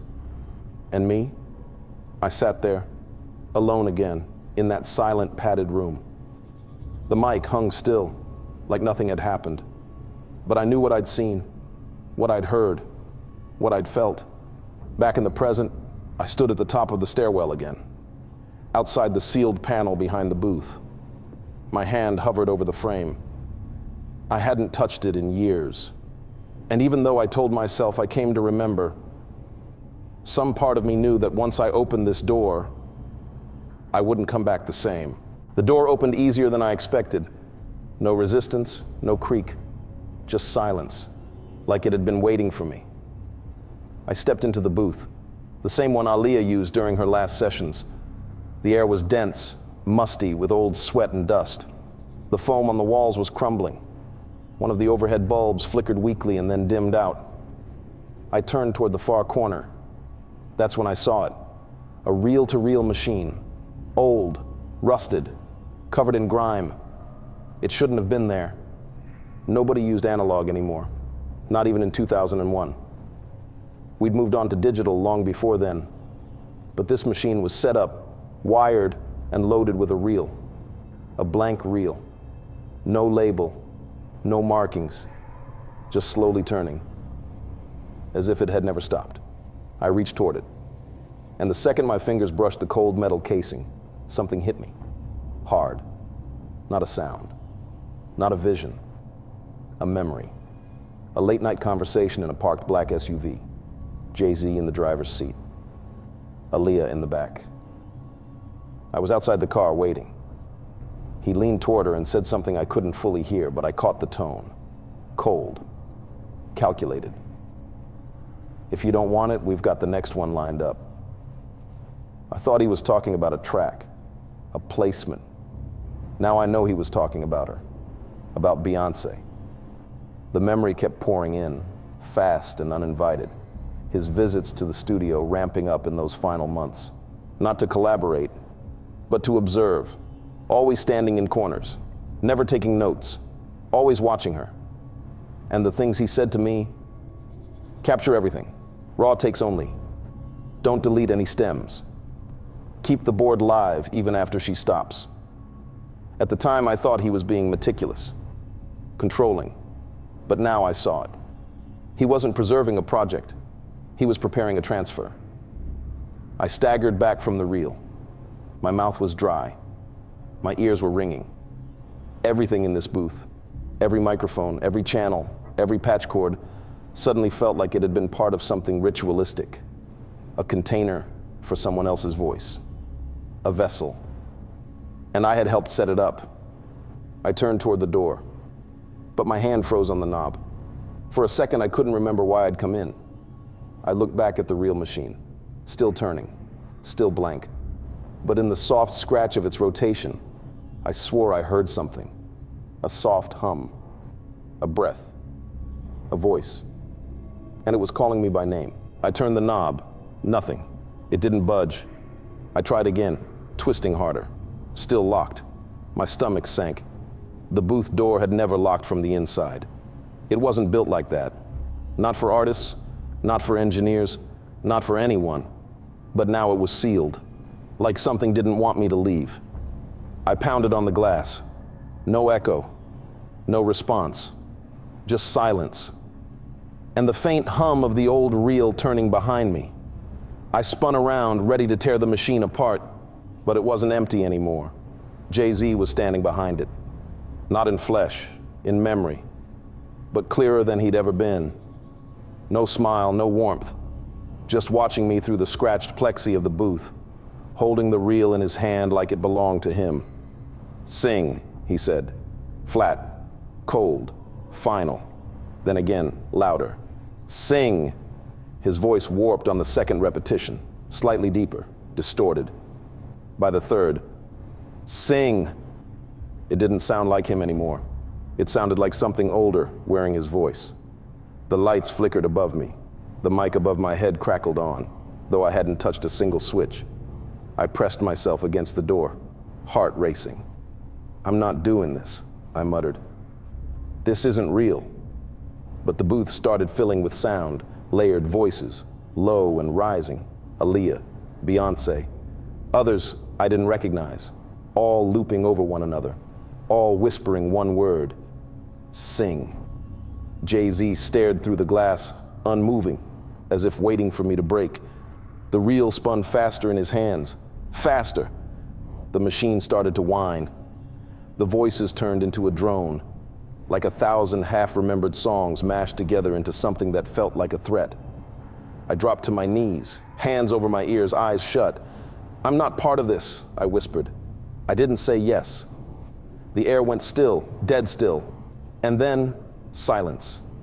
When I opened my eyes, the booth was empty again. No reel, no figure, no locked door, just dust and the soft red glow of the standby light on the board. I stumbled out, breathing hard. My limbs felt like they were moving underwater. The hallway was shorter than I remembered. The stairs didn't creak the same. And by the time I made it back to the main console, I couldn't remember exactly what I'd seen in the booth. Only fragments, a reel, a voice, a command, and something watching me that wore a familiar face. I stood there, hands braced on the edge of the console, trying to hold on to what little I still knew. But the memory was slipping again, not fading, peeling, like it had been stored in the walls, and I'd only borrowed it for a moment. And now it wanted to go back. My phone buzzed in my pocket. I looked down, blank screen, no message. Just a faint recording prompt I hadn't touched. A red waveform bouncing gently, as if listening, waiting. I didn't try to fight it anymore, the forgetting. It began the moment I stepped outside the booth. Subtle at first, a missing detail here, a skipped step there. I knew I'd been inside. I knew something had happened. But the why, the who, fading like old tape unraveling in the sun. I walked through the hallway like a ghost, retracing his own footsteps. Everything felt familiar, but nothing stuck. The air felt lighter now. The hum was gone. By the time I reached the front door, I couldn't even remember why I'd come. Then I looked down at my hands, still shaking, still dust-covered, still trembling from something real. And it hit me. This place, the studio, wasn't just a location. It was a container. A vault for sound, yes, but also for memory. Everything I touched inside was a recording, not just of music, of moments, of truth, and none of it could survive outside its walls. As I stepped into the sunlight, I felt it leave me. The clarity, the weight of what I'd seen. The booth below, Beyoncé's voice, Jay-Z's hand on the reel, all dissolving like static into wind. But one thought remained, just one. This story will be my last memory of that room. And I know the next time I speak it aloud, it'll already be half gone. Some stories aren't told because they're too unbelievable. Others, because they're too dangerous. This isn't one of those viral horror tales with jump scares and fake blood. What you're about to hear is something much darker. Something that actually happened. It's about control, obedience, and what goes on behind the walls of a mansion you've probably seen on TV. You've heard the whispers, the strange interviews, the breakdowns, the stars who suddenly vanish, only to come back, quieter, hollow. People laugh at the rumors, but they never ask why the rumors never stop. I didn't believe any of it either, until I saw it. I was a butler, nothing more. Kept my head down, kept my mouth shut. Until the day they cleared the entire house because Justin's coming over. That was when I knew something was wrong. And instead of leaving, I did something worse. I stayed. I watched. Now it's your turn to carry it, because I can't hold this alone anymore. I wasn't trying to work in the music industry. I wasn't chasing clout or trying to meet celebrities. I just needed a paycheck that came on time and didn't bounce. Before all this, I was a bartender hotel in Midtown. Decent tips, long hours, and guests who treated you like wallpaper. I'd been there 5 years, invisible. Then one day, this guy walks in, mid-40s, tailored coat, weirdly quiet, and watches me for a while as I'm helping a guest. When I finish, he walks over and slides a business card across the desk like it's a poker chip. "I've got someone looking for someone like you," he said. I flipped the card over. No name, just a number and a phrase printed in all caps. "Discretion earns longevity." A week later, I was on a flight to LA to interview for a private service role. That's all they called it, private service. I didn't even know who the client was until I walked through the gate. Mansion didn't even have an address, just a long gravel driveway tucked between hedges taller than a bus. Inside, everything was spotless, quiet, like a museum made for ghosts. Then I saw him, Sean Combs, Diddy, Brother Love, whatever name he was using that month. He didn't shake my hand, just gave me a once-over and nodded. "Yeah, he'll do." That was it. I didn't even sign a contract with him directly. Everything was handled through an agency. Non-disclosure forms, a direct deposit account in the Caymans, and a flat rule book. No phones upstairs, no locked doors unless they're his, no talking unless spoken to. I told myself I didn't care. The money was stupid. I was getting $8,000 a month plus housing in the guest suite, meals, black car access, and bonuses every holiday. They told me I was there to keep the engine running, do the cleaning, manage deliveries, prep spaces before events, and just be around. That's the part that stuck with me. The guy who hired me, the one from the hotel, he pulled me aside before I started and said, "Diddy likes having men around. It makes him more comfortable, especially calm ones. You're not flashy. That's good. Don't be flashy." I didn't know what that meant. Still don't, not really. But I learned fast how the house worked. No clocks, no windows in certain hallways, music playing in rooms that no one was in. Diddy didn't walk, he glided, like his shoes didn't touch the floor. Some days he'd say nothing, just walk past you like you were a lamp. Other days he'd stare, hold eye contact too long, then flash a grin like he was remembering a private joke, and that was before Justin Bieber showed up. The first time Diddy ever spoke to me directly, it was so casual it almost didn't register. I was polishing the brass railing in the foyer. He was walking down the stairs in socks. No sound but the shuffle of cotton and the creak of expensive wood. I looked up just in time to see him staring at me, eyes locked. "Hey, what's up?" he said, with this flat, unreadable smile. "Keep up the good work. Then he kept walking. No eye contact after that, just disappeared into one of the back rooms. And for a moment, I felt relieved. Like maybe I was just in my head. Maybe this was just a rich guy with weird habits. But then came the other moments, the ones that didn't make sense. There's this hallway on the second floor, long, no windows, lined with mirrors on both sides. One night around 1 a.m., I was checking the locks before heading in. I turned the corner into the hallway and nearly jumped. Diddy was just standing there. Middle of the hallway in a black bathrobe, not moving, facing the mirror, watching himself. I froze, not wanting to interrupt, but I swear he wasn't looking at his face. He was staring into his own eyes like he was expecting them to blink first. Then without turning, he said, "You ever watch yourself long enough that you start seeing someone else?" I didn't answer. He turned and walked away. Once I was prepping the guest suite for a last-minute visitor. I opened the door and there he was, already inside, sitting on the edge of the bed.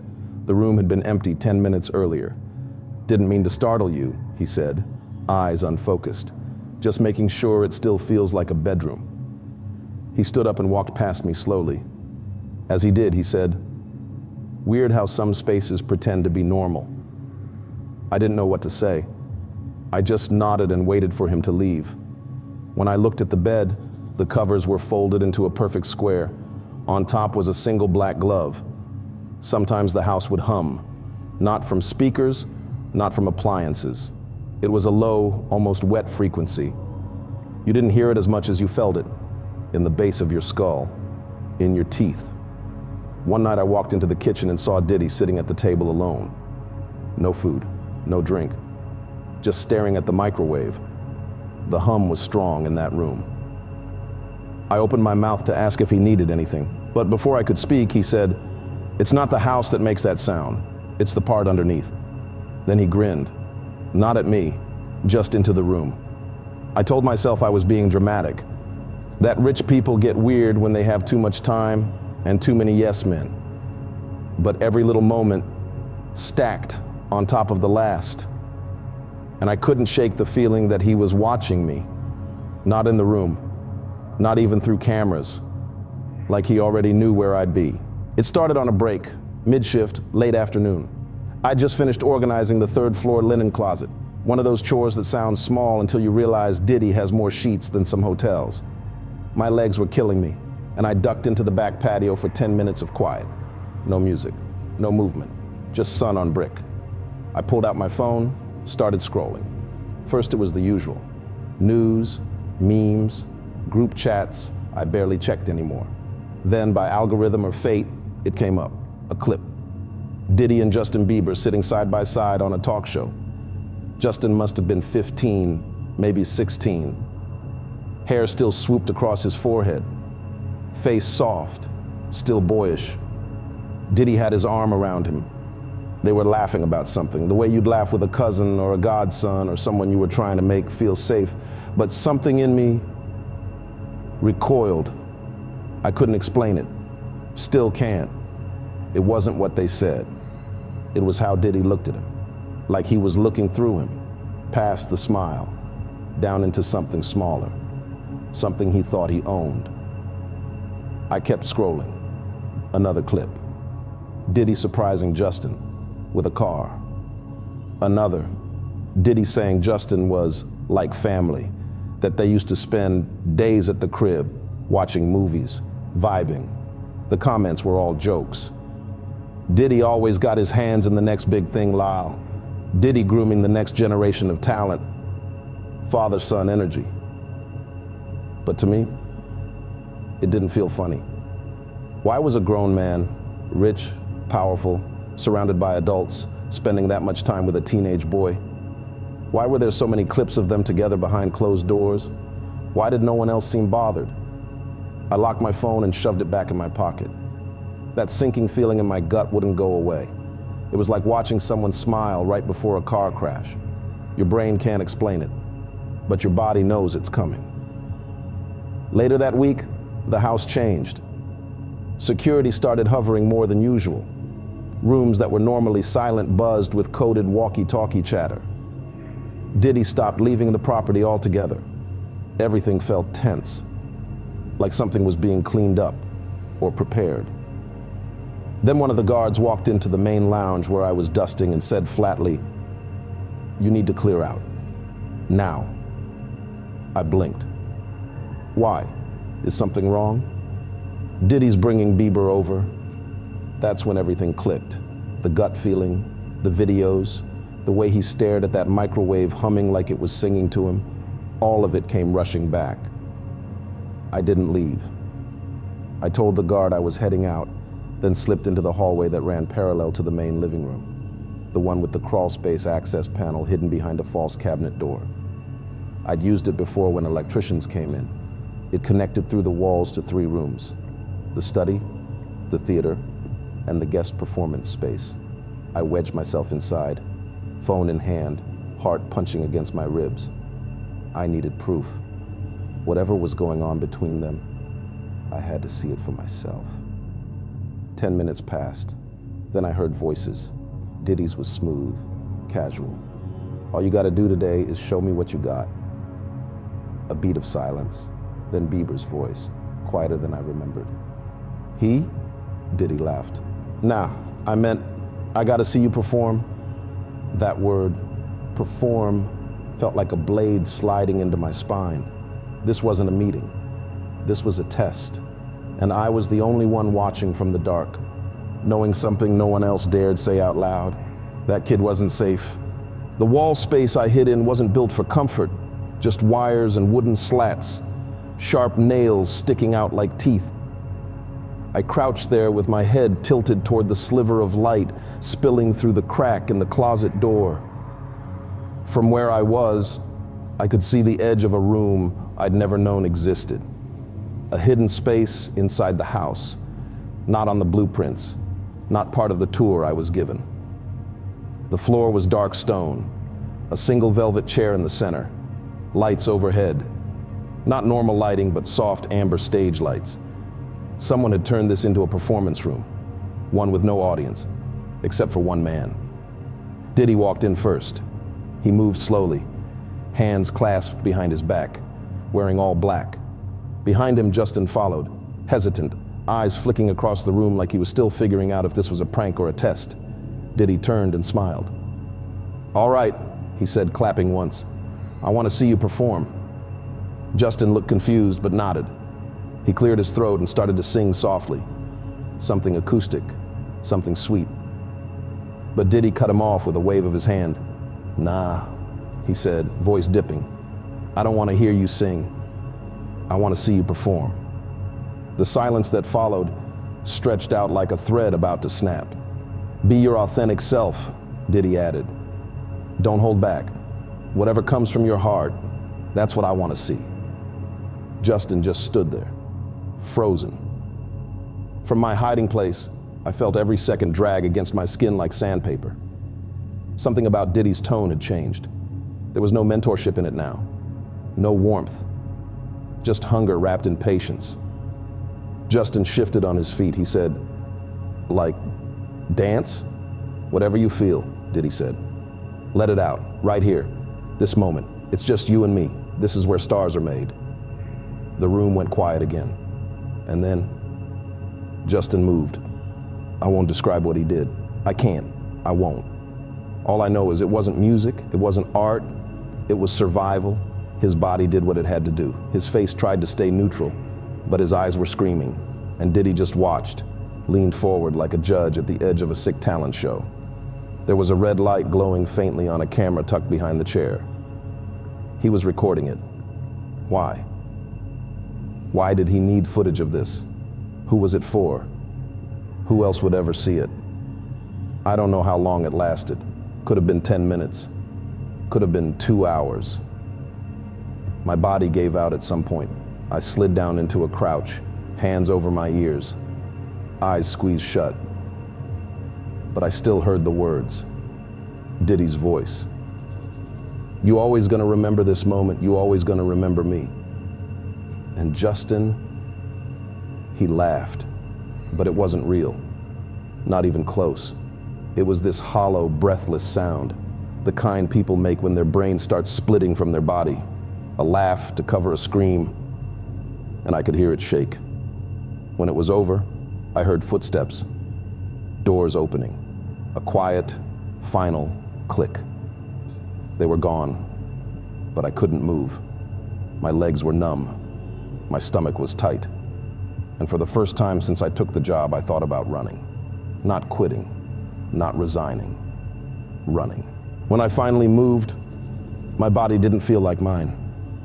My knees popped as I tried to stand. My hands were still trembling, fingertips cold and slick with sweat.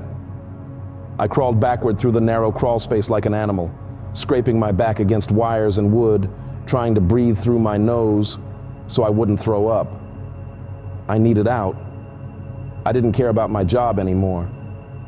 I didn't care about the NDA, the money, the safety of silence. That performance, whatever the hell it was, had shattered something in me. It wasn't just what I saw, it was what I felt, like I'd watched something sacred die. I made my way through the wall corridor, exited through the hidden cabinet, and ducked into the side hallway. The front door was only 30 feet away. I could see the faint sunlight bleeding in through the stained glass. But as I stepped out into the main foyer, he was there. Diddy, standing in front of the door like he'd been waiting, still in black, still calm, and smiling. Not his usual fake smile for the camera's grin. This one was slow, stretched. His lips curled just enough to show the top row of teeth, like he was tasting something sweet. My heart kicked against my chest like it was trying to climb out. "Did you like the performance?" he asked, tilting his head. I didn't answer. I couldn't. My throat was dry. My hands were open at my sides, not in defense, just frozen. And then I saw the thing next to him. At first, I thought it was just another guard, maybe a tall bodyguard in the shadows. But as my eyes adjusted, I realized something was wrong with the shape. It was too tall. Its shoulders were hunched like it didn't know how to wear its own skin, and the way its hand rested on Diddy's shoulder, not gripping, not protective, possessing. It was pitch black, not just in color, like it was absorbing the light around it. No face, just smooth, featureless shadow where a head should have been. But somehow I knew it was looking at me. I stumbled backward. "You ain't gotta run," Diddy said, still smiling. "You work here.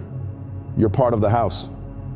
The thing behind him didn't speak, didn't move. But I swear to God, I felt it breathing.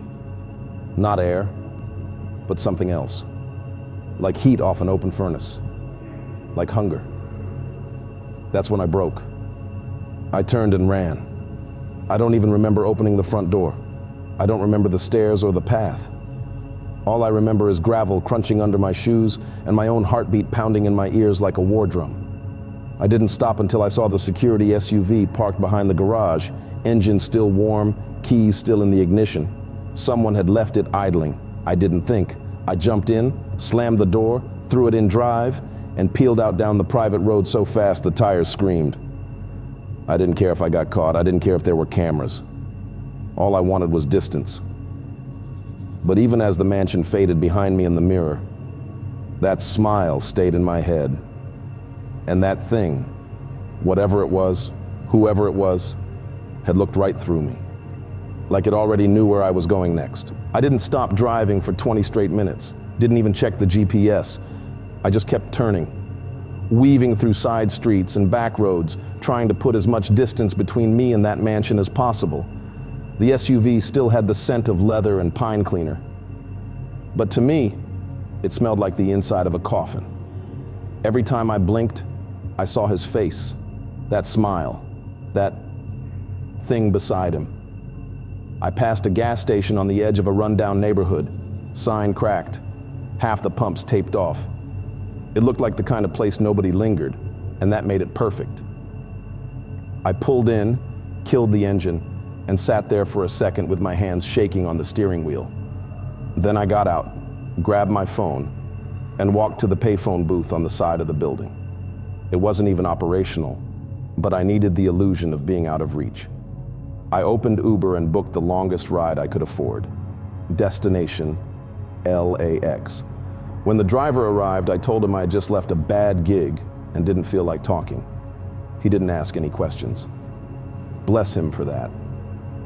I kept glancing in the side mirror during the ride, half expecting black SUVs to tail us, or for my phone to ring with that smile on the other end. Nothing happened. But that's the part that scared me more.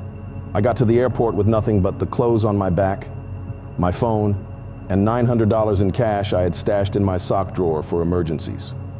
This was that. I bought the next flight to Chicago. No bags, no carry-on. Just a ticket and a boarding pass that felt like a lifeline. I didn't sleep on the plane. I couldn't. Every time I closed my eyes, I saw Justin's face. That forced laugh echoing in my head like it was still bouncing off the stone walls of that hidden room. That laugh was going to stay with me forever. I landed, got to a cheap motel on the outskirts of town, and stayed there for a week. No calls, no emails. I deleted all my social media, used cash only, and turned off location on everything. But even in that silence, I wasn't alone. The house stayed with me. The feeling of being watched, of being known. I started seeing flashes of Diddy on TV again, smiling, dancing, hosting parties like the king of his world, and then there he was again. Justin, in interviews, looking pale, eyes darting, saying weird things, breaking down on stage, then disappearing from the spotlight for long stretches of time. People chalked it up to stress, fame, pressure, but I knew better. I saw what broke him. Eventually, I moved cities again. Took a new name, got a burner phone, bounced from job to job, always in the background, cleaning gigs, delivery runs, nothing that left a paper trail. But no matter how far I went, I never shook the feeling. Like I said, I didn't just leave that house. I escaped it. But some doors once opened don't close all the way. And every now and then, when I'm walking alone late at night, I get this feeling in my chest. Like I'm back in that crawl space, like the air's too still, like there's something watching me from just beyond the light, something that remembers me, something that smiled. I try not to watch anything he's in, but sometimes he shows up anyway. A video, a meme, a headline I can't avoid. Justin Bieber collapsing on stage, mid-tour. Justin canceling the next leg. Justin staring into the crowd like he's trying to remember what planet he's on. People say it's exhaustion, anxiety, fame, drugs, religion. They come up with every reason except the one that might actually explain it. He never really left that room. He's still performing. That night rewired something in him. I can see it now. The smile doesn't reach his eyes anymore. There's a delay, like his soul is lagging behind his body. And when he stands under those stage lights, surrounded by smoke and flashing cameras, I can tell he's back there. I've replayed that moment 1,000 times in my head. The way Diddy said, "Be your authentic self." The way the camera was already rolling. The way he laughed. Not because it was funny, but because he was breaking and didn't know what else to do. Whatever happened after that night, I don't think Justin ever had control again. Not really, not completely. And I wonder how many others are still performing for him. I wonder if that house ever really lets anyone go. Because even now, years later, I can still hear it. The hum behind the walls. The one that made your skin buzz. That sound never left me. I know I shouldn't be telling you any of this. I've changed names, burned IDs. I move cities like other people change passwords. I don't sleep in the same place 2 nights in a row. And still, sometimes I wake up sweating because I felt something standing at the end of the bed. I don't want fame. I don't want clicks. I don't even want justice. I just want to stay hidden. So if this story disturbed you the way it disturbed me, if you believe even a fraction of what I've said, help me stay underground. I left a donation link in the pinned comment. Anything helps. $1, a prayer, a share, because if I disappear, at least now, someone else knows why. And if you ever hear that hum, if you ever find yourself in a room with no clocks, no windows, and a velvet chair in the center, leave before the performance begins. This isn't one of those Hollywood horror tales where ghosts haunt old studios or cursed scripts destroy careers. No. What you're about to hear is something much darker, something real. It's about power, silence, and what really happens behind the closed doors of the rich and famous. You've heard the rumors. You've seen the clips. Celebrities talking in riddles, breaking down on live TV, disappearing for months, only to return acting different. People joke about secret parties, but no one ever tells you what really goes on inside. Not unless they've seen it. I have. And what I saw during spring break last year, it changed me. It changed all of us. We were just college kids chasing a dream, chasing a night we'd never forget. And we got exactly that. So, consider this your warning. Because once you hear what happened, you won't look at fame the same way again. This is the story of the night we went to Diddy's party and saw Terrence Howard there. Spring break in LA, that's all it was supposed to be. Me, Simone, and Jada, two of my closest friends since freshman year, had been grinding nonstop. Finals, jobs, internships, life had been heavy. So when Simone's cousin offered us her apartment in Koreatown for the week, we jumped on it. We weren't rich, we weren't influencers, just three college kids from the East Coast trying to get a taste of the good life for a few days. And at first, that's exactly what it was. The palm trees, the beaches, the parties with rooftop DJs and overpriced drinks. We hit up Venice, took selfies at Runyon, even snuck into a hotel pool downtown. It felt like we were in the movie, living the kind of life people only post about. But LA has this strange energy to it. It's beautiful, yeah. But behind the beauty, there's this quiet thrum, like something's watching, like the city's smiling at you, but not with its eyes. Simone felt it first. You notice how everyone out here is pretending? She asked one night. Like nobody really looks happy. It's all just for the camera. She wasn't wrong. Even the parties felt off. People laughed too loud, smiled too hard, took videos of themselves dancing, then dropped the act the second the phone was down. Like it was all just a role. But we didn't care. We were there to have fun, not to psychoanalyze the city. That's why when we got invited to the real party, we said yes without thinking. It was our third night in LA. We were at a bar in West Hollywood, chill, dimly lit, filled with people who looked like they stepped off magazine covers. Jada, being Jada, struck up a conversation with this guy at the bar. Mid-40s, bald, gold chain, all black suit. The kind of guy who didn't say much but had presence. 10 minutes later, she came back with a look on her face like she just found out she was cast in a movie. Y'all, we just got invited to Diddy's house. Simone blinked, stopped playing. Dead ass. He gave me the address. Said we need to be there by midnight. But there's rules, no phones, dress nice, and don't ask questions. We all laughed. It sounded fake, like one of those too good to be true Hollywood stories people make up on TikTok. But Jada was dead serious. And when we looked up the address, it was in Beverly Hills, a real mansion, gated, private, like something out of a rap video. I should have listened to that little voice in the back of my head, the one that said it was all too perfect. But we were high off the vibe, the adventure, the idea that maybe, just maybe, we were about to step into a world most people only dream of. We went home, changed, and called the Uber just before midnight. As the car climbed into the hills, the city lights spread out behind us like a glittering ocean. Jada kept fixing her lip gloss in the mirror. Simone sat quietly, looking out the window, eyes sharp. Me? I was just trying to play it cool. But deep down, something didn't feel right. We got dropped off just past midnight. The Uber driver didn't say a word the entire ride up the canyon. No music, no small talk, Just silence and winding roads, the city getting smaller and darker behind us. When we reached the address, there were no flashing lights, no lines of people waiting to get in. Just two tall iron gates that opened as we approached, like they were expecting us. A man in a charcoal suit stood at the entrance. No smile, no introduction.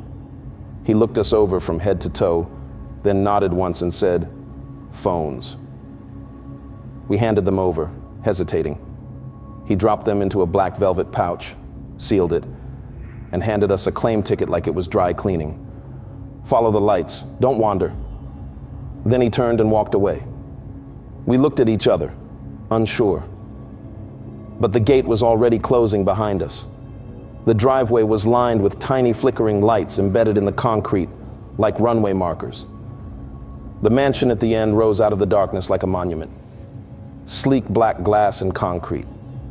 No windows, no sound. No one else was arriving. That's when Simone whispered, "Why does this feel like we're walking into a museum or a tomb?" Jada shushed her, but I felt it too. The silence, the air. It was too still, like the night was holding its breath. The front doors were already open when we reached them. No one greeted us. Just a long hallway glowing with soft red lighting, stretching out like the inside of a high-end art gallery. The music was low. Not even music, really. More like ambient tones. Deep, vibrating bass. Like the kind of sound you feel in your chest but can't hum. There were people. Gorgeous. Well-dressed. Silent. Mingling without speaking. Sipping drinks that didn't seem to come from anywhere. They moved slowly, deliberately, like they were in some kind of trance. We walked in, trying to act like we belonged, but instantly knew we didn't. The vibe wasn't wild. It wasn't fun. It was controlled. A slow-motion dream we couldn't wake up from. Someone handed us drinks on a tray, clear liquid, no label. Jada grabbed one immediately. I hesitated. Simone didn't touch hers at all. "Just one," Jada said, nudging me.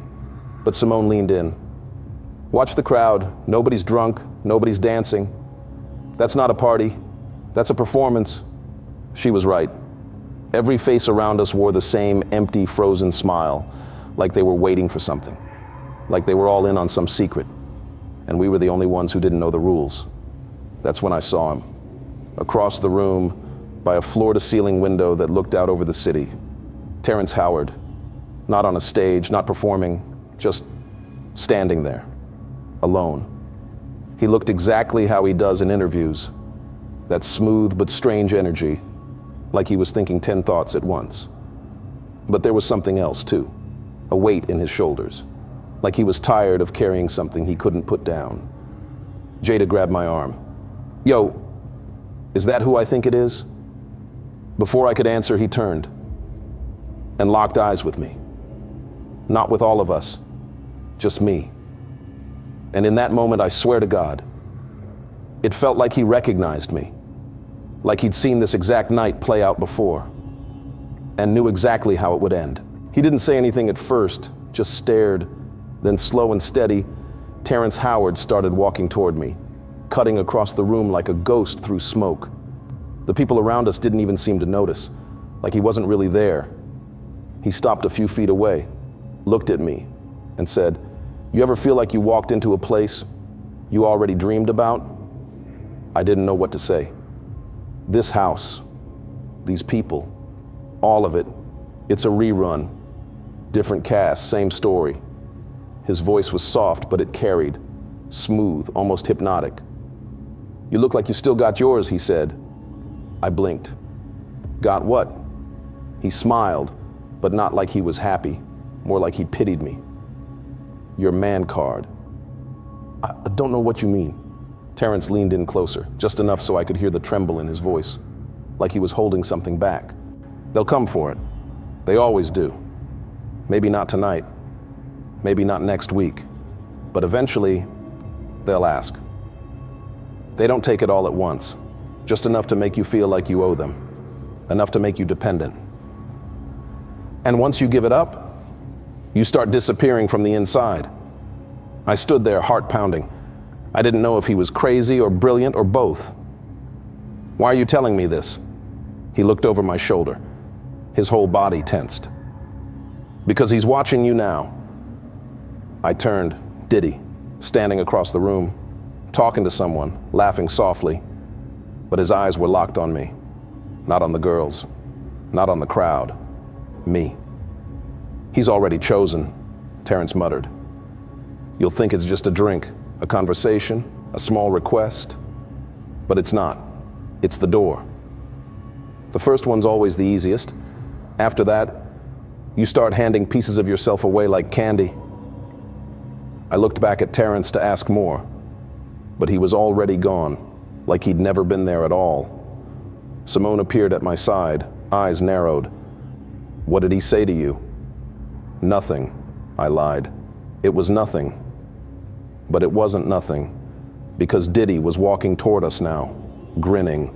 Diddy approached with the kind of energy you can't ignore. Smooth, commanding, like he was used to people parting ways when he walked into a room. He smiled like we were old friends, even though I'd never met him in my life. What's good, young king? He said, clapping a heavy hand on my shoulder. You from out of town, right? I nodded, tried to stay cool, but I could feel Simone tense beside me. Yeah, just visiting for spring break. We were invited. I know who invited you, he cut in, and I'm glad you came. You got a good energy, real calm, balanced. He paused for a second, scanning my face like he was sizing me up. You ever think about staying out here, making moves? You could go far in this town, real far. I shrugged, trying to laugh it off. Maybe. I mean, it's LA. Everyone dreams about being out here, right? He grinned wider. Dreams come true out here, but only for people who know how to play the game. His voice dropped, lower now. Intimate, almost fatherly. Come with me for a minute. I want to show you something. Simone stepped forward. We're good, actually. We were just about to leave. I ain't talking to you, sweetheart, he said, still smiling, but with a sharpness in his voice that made my stomach turn.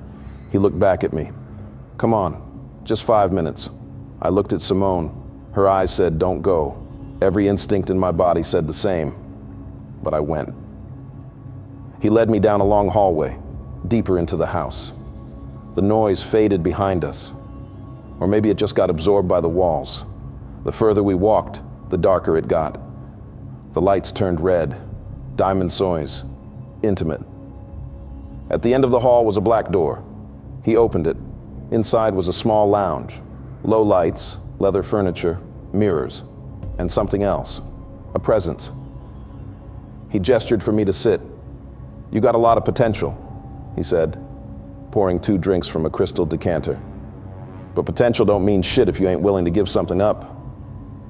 He handed me a glass. I didn't take it. What is this? He laughed, low and calm. Just a drink, my guy. Chill. Don't be scared. But I wasn't scared of the drink. I was scared of what came after it, because I could feel it, in my bones, in my blood. This was the moment Terrence had warned me about. It wasn't a drink. It was a test. The first offer, the first yes. The first piece of myself I'd have to give away. I stared at the glass. It looked normal. No strange color, no weird smell. Just a clear, expensive-looking liquid in a cut glass tumbler. But everything about it felt wrong. Diddy was watching me. Not with curiosity, but with expectation. Like he already knew what I was supposed to do. Like he was just waiting to see if I'd break. You know, he said, swirling his own glass without drinking it. Everybody who ever made it in this town, they've been right where you are, right here. He leaned back, smiling, eyes locked on mine. You want to be great? You got to let go of the small version of yourself, the one with doubts, the one that's scared to take risks. This, he nodded to the glass. This is just the start, a little trust, a little openness. I didn't say anything. I could feel my throat tightening. My skin itched. "Drink it," he said calmly now. "It's just a drink." But it wasn't. We both knew it. It was a signal, a choice. And something in that room, something I couldn't see, was waiting for my answer. My hand hovered over the glass. For a split second, I thought about it. About how easy it would be to just say yes. Go with the flow. Become part of the machine. Maybe I'd end up famous, rich, untouchable. But I remembered Terrence's face, the weight in his eyes. And I remembered Simone, standing in the main room, watching me disappear down the hallway, with that same look my mom gave me the first time I almost got arrested in high school. Like she knew she might never get the same version of me back. My hand dropped. "I'm good." The words felt heavier than they should have. Diddy's smile didn't fade, but it hardened. His eyes lost their warmth. "You sure?" he asked. "This door don't open twice." "Then I guess I'll keep the one I got." Silence. Thick, suffocating silence. Then he laughed, but it wasn't friendly.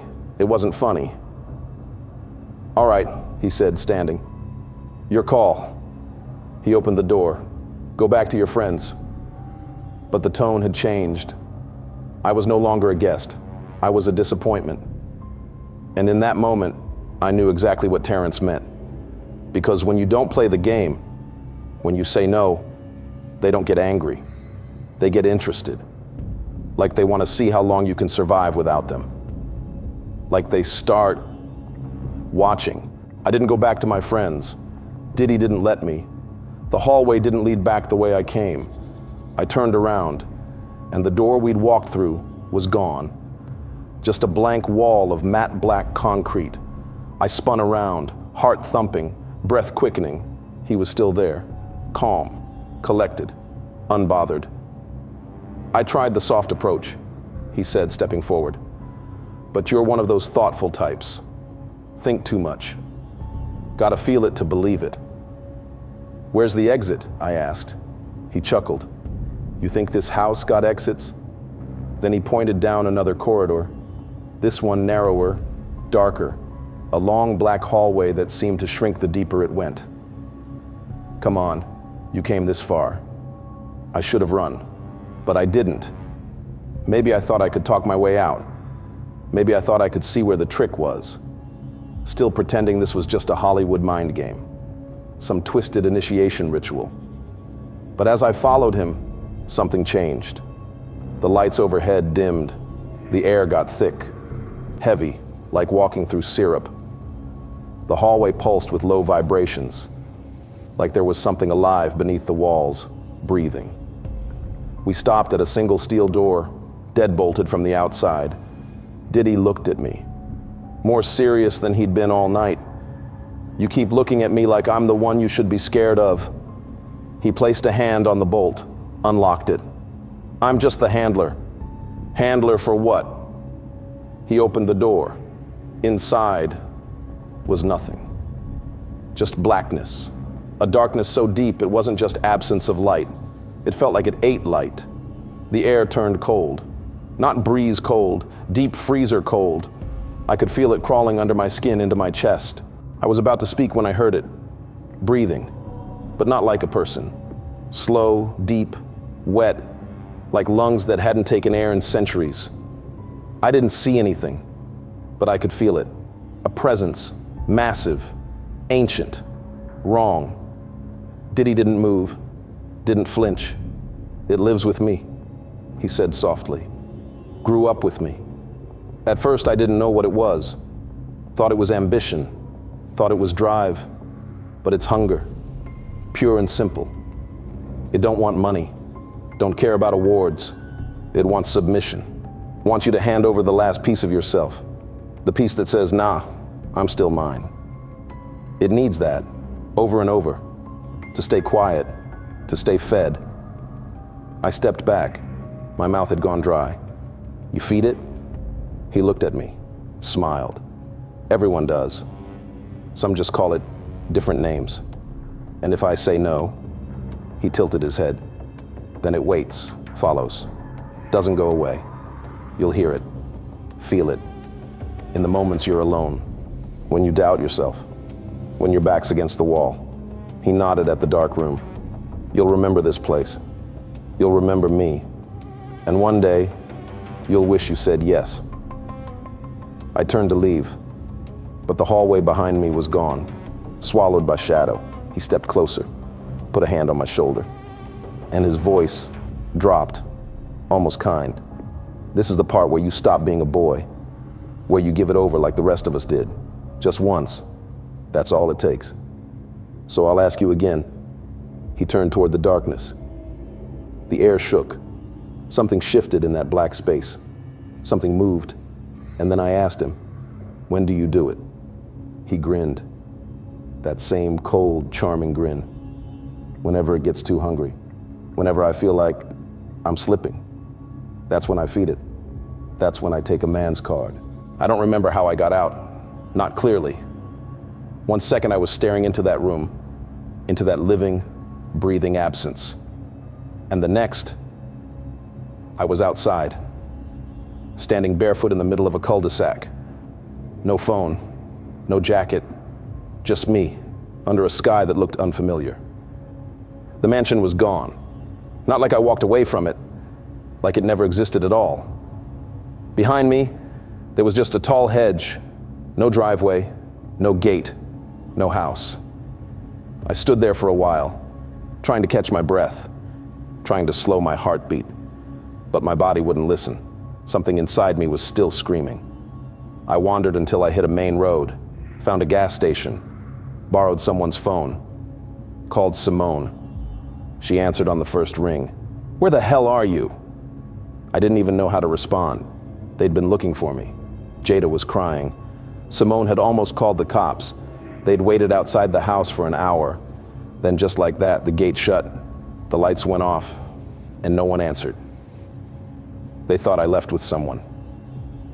I wish I had. When I got back to the apartment, nobody said much. I didn't tell them what happened. I couldn't. How do you explain something like that? How do you tell people there's a monster in the hills, a real one, and it's not under anyone's bed? It's behind a suit, a name, a face you've seen a million times on TV. For the rest of the trip, I was quiet, barely ate, barely slept. Every time I closed my eyes, I could still hear the breathing, still feel the air turn heavy and wrong, still see the way Diddy looked at me in that hallway, not like a person, like a predator who knew I was still within reach. We flew home. Jada brushed it all off like it was a weird night that got out of hand. Simone didn't buy it. She kept watching me, like she knew something followed me back. And something did. The air around me feels different now. Sometimes I catch movement in mirrors that disappears when I turn around. I'll wake up at 3:33 a.m. and feel it, like someone's sitting in the corner of my room, just watching, not moving, not breathing, just waiting. And sometimes, in the quiet, in the in-between moments, I hear it, that voice. Not Diddy's, not mine, the other one, the one from the room, the one I didn't see, but will never forget. It whispers, "You can still come back. All you have to do is say yes." And now I know what Terrence meant. He didn't survive that party. Not really. He just found a way to carry what followed him and keep walking. So if you ever get the invite, the DM, the whisper, the handshake, if someone tells you the real party starts after midnight, behind a gate no one else can see, you better ask yourself one question. Do you still have your man card? And more importantly, are you ready to fight to keep it? Some stories aren't told because they're too unbelievable.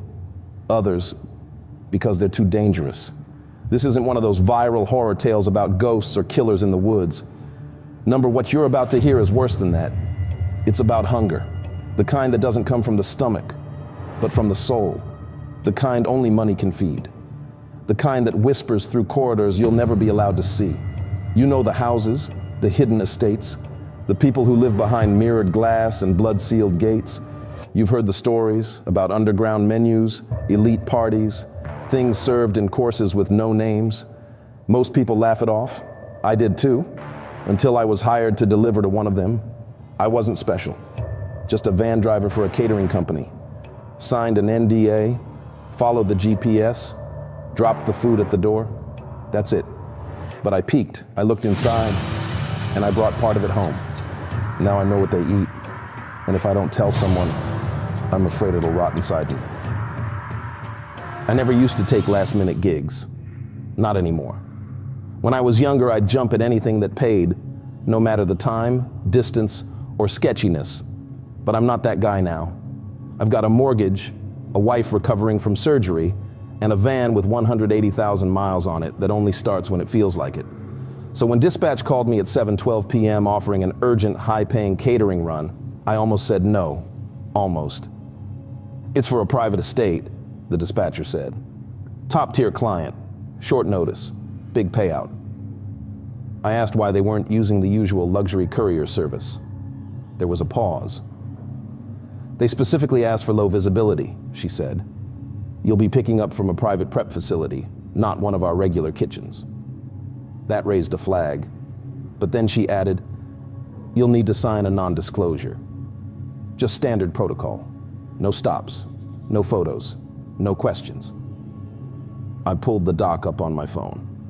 5 pages of legal boilerplate with odd phrases like biological inventory, organic protein transport, and client anonymity clause.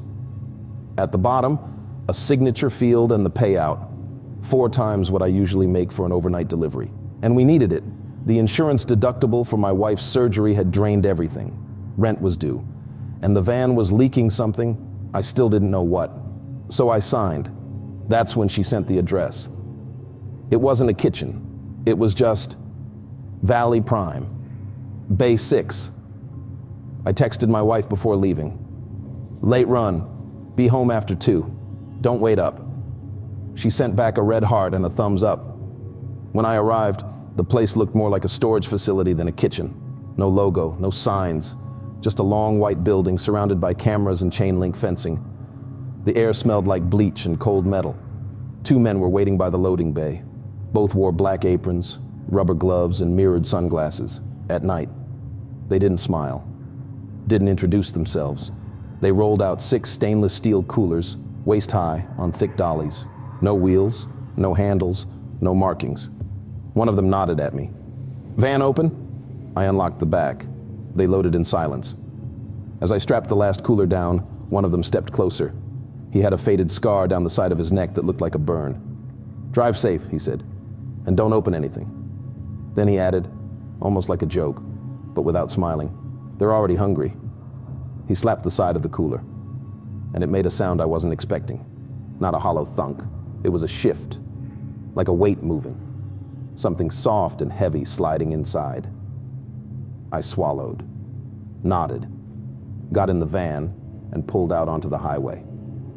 But that sound stayed with me.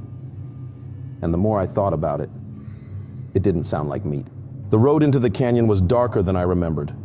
No streetlights, just the dim glow of my headlights bouncing off trees and rock walls, throwing shadows that moved like they were alive. The GPS kept rerouting, switching between 2 different canyons, then finally settling on a gravel road I'd never seen before.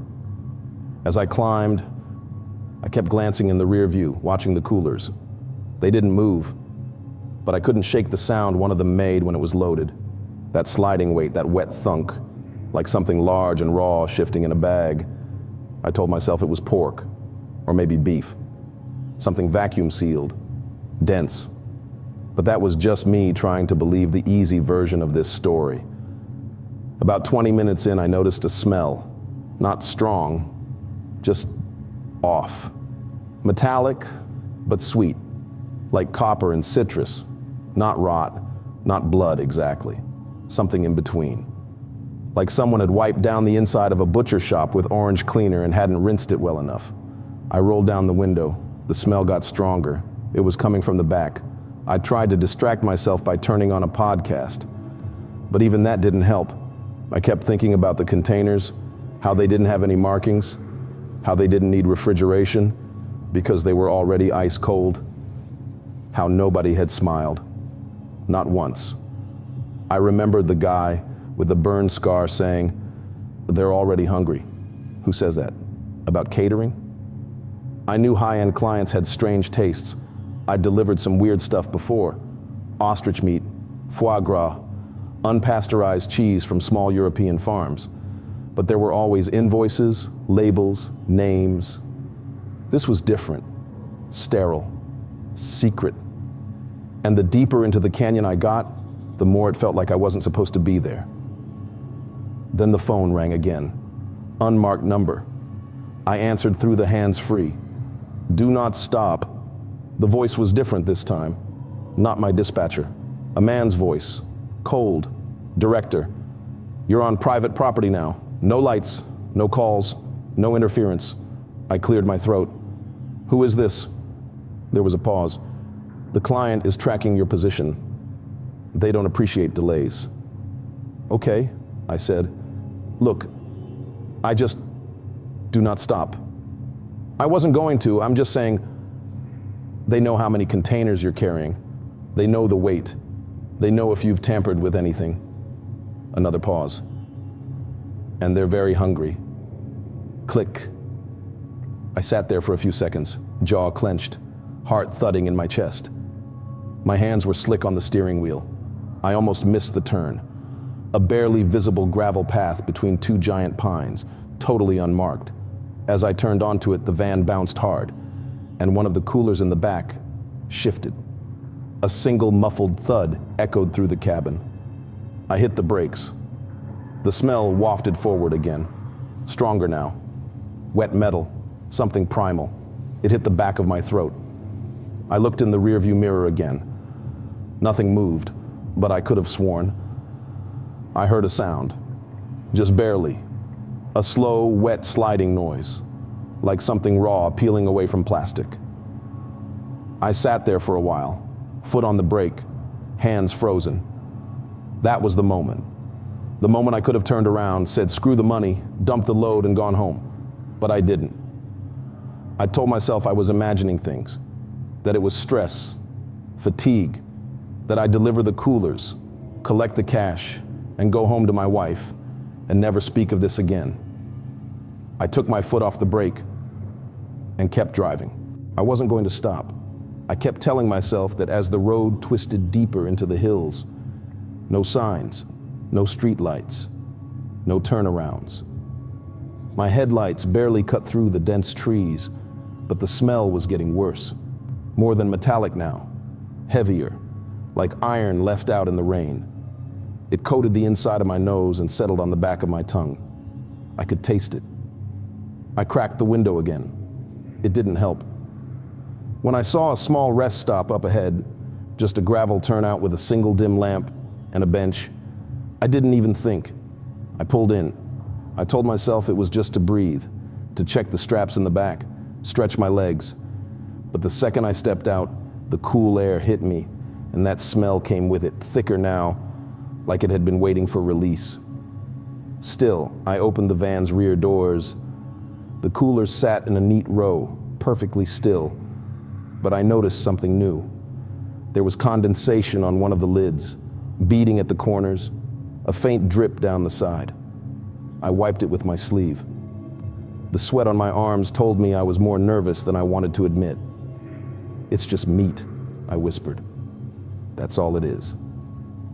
I walked around to the side of the van, slid open the door, and grabbed my multi-tool from the glove box.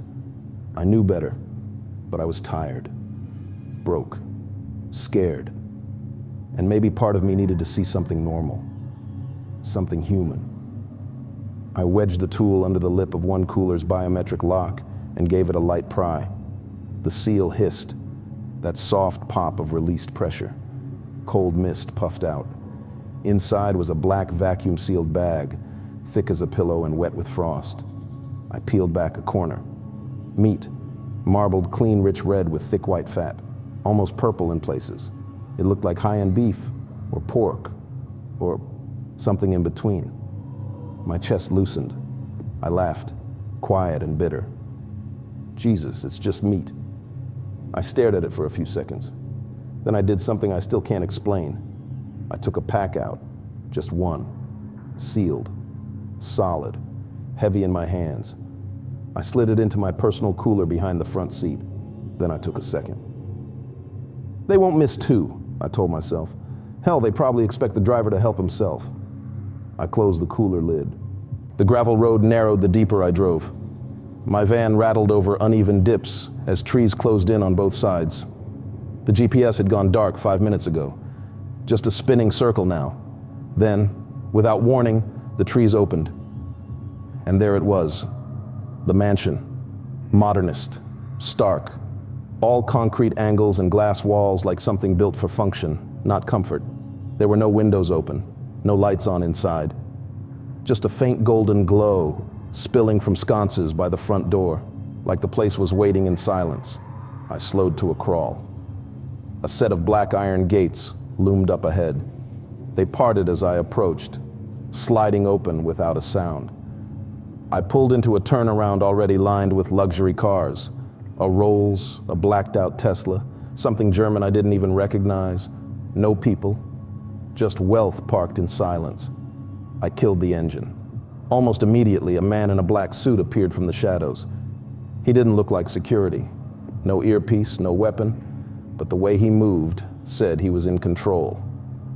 "Unload here," he said, gesturing to the coolers. "The kitchen is through the east corridor." His voice was flat, pleasant, and practiced, like he'd said those same words 100 times. I got out, opened the back, and grabbed the first dolly. My breath fogged slightly in the air. The temperature had dropped without me noticing. Inside, the place was dead quiet. The hallway stretched in both directions, floor polished like a mirror, walls cold and gray. I rolled the cooler behind him, trying not to let the wheels squeak too loudly. We passed a dining room on the left. That's when I saw them. Two people standing by the window, half lit in the reflection of the glass, talking softly, calmly. I stopped walking. Oprah Winfrey, and beside her, Diddy. They didn't see me, or maybe they did, and just didn't care. They were dressed for a gala, elegant, effortless. Diddy was sipping something dark from a crystal tumbler. Oprah's smile was faint, like someone waiting patiently for a performance to begin. I turned away and kept walking. The staff kitchen was a different world. Bright, white, industrial grade, like a lab more than a kitchen. One of the staff, a woman in a charcoal uniform and latex gloves, pointed to a dumbwaiter. "They'll be plated downstairs," she said. "Just leave them here." As I parked the cooler, she popped the lock with a thumbprint and opened it. Inside was a single vacuum-sealed bag, identical to the ones I'd taken, nestled on a tray like a prized artifact. She lifted it out gently, almost reverently. "Perfect marbling," she murmured. "No veins, no bruising." Then she smiled at me. "They'll be pleased." I don't remember blinking. I just nodded, backed away. And for the first time since I started the drive, I wanted to leave. She handed the vacuum-sealed bag to another staff member who carried it off through a set of double doors like it was a trophy. I stayed behind, pretending to adjust the dolly straps while trying to collect myself. The room felt colder now, not from temperature, from something under the skin. I was about to leave when the woman in charcoal scrubs called over her shoulder, "You can take the last cooler to storage. Follow him." She pointed to a tall man wheeling a bin through a swinging door marked inventory. He didn't wait for me. I grabbed the last dolly and followed. The hallway narrowed. The tile changed from white to matte gray. The lighting dimmed as we descended a small ramp into the sublevel.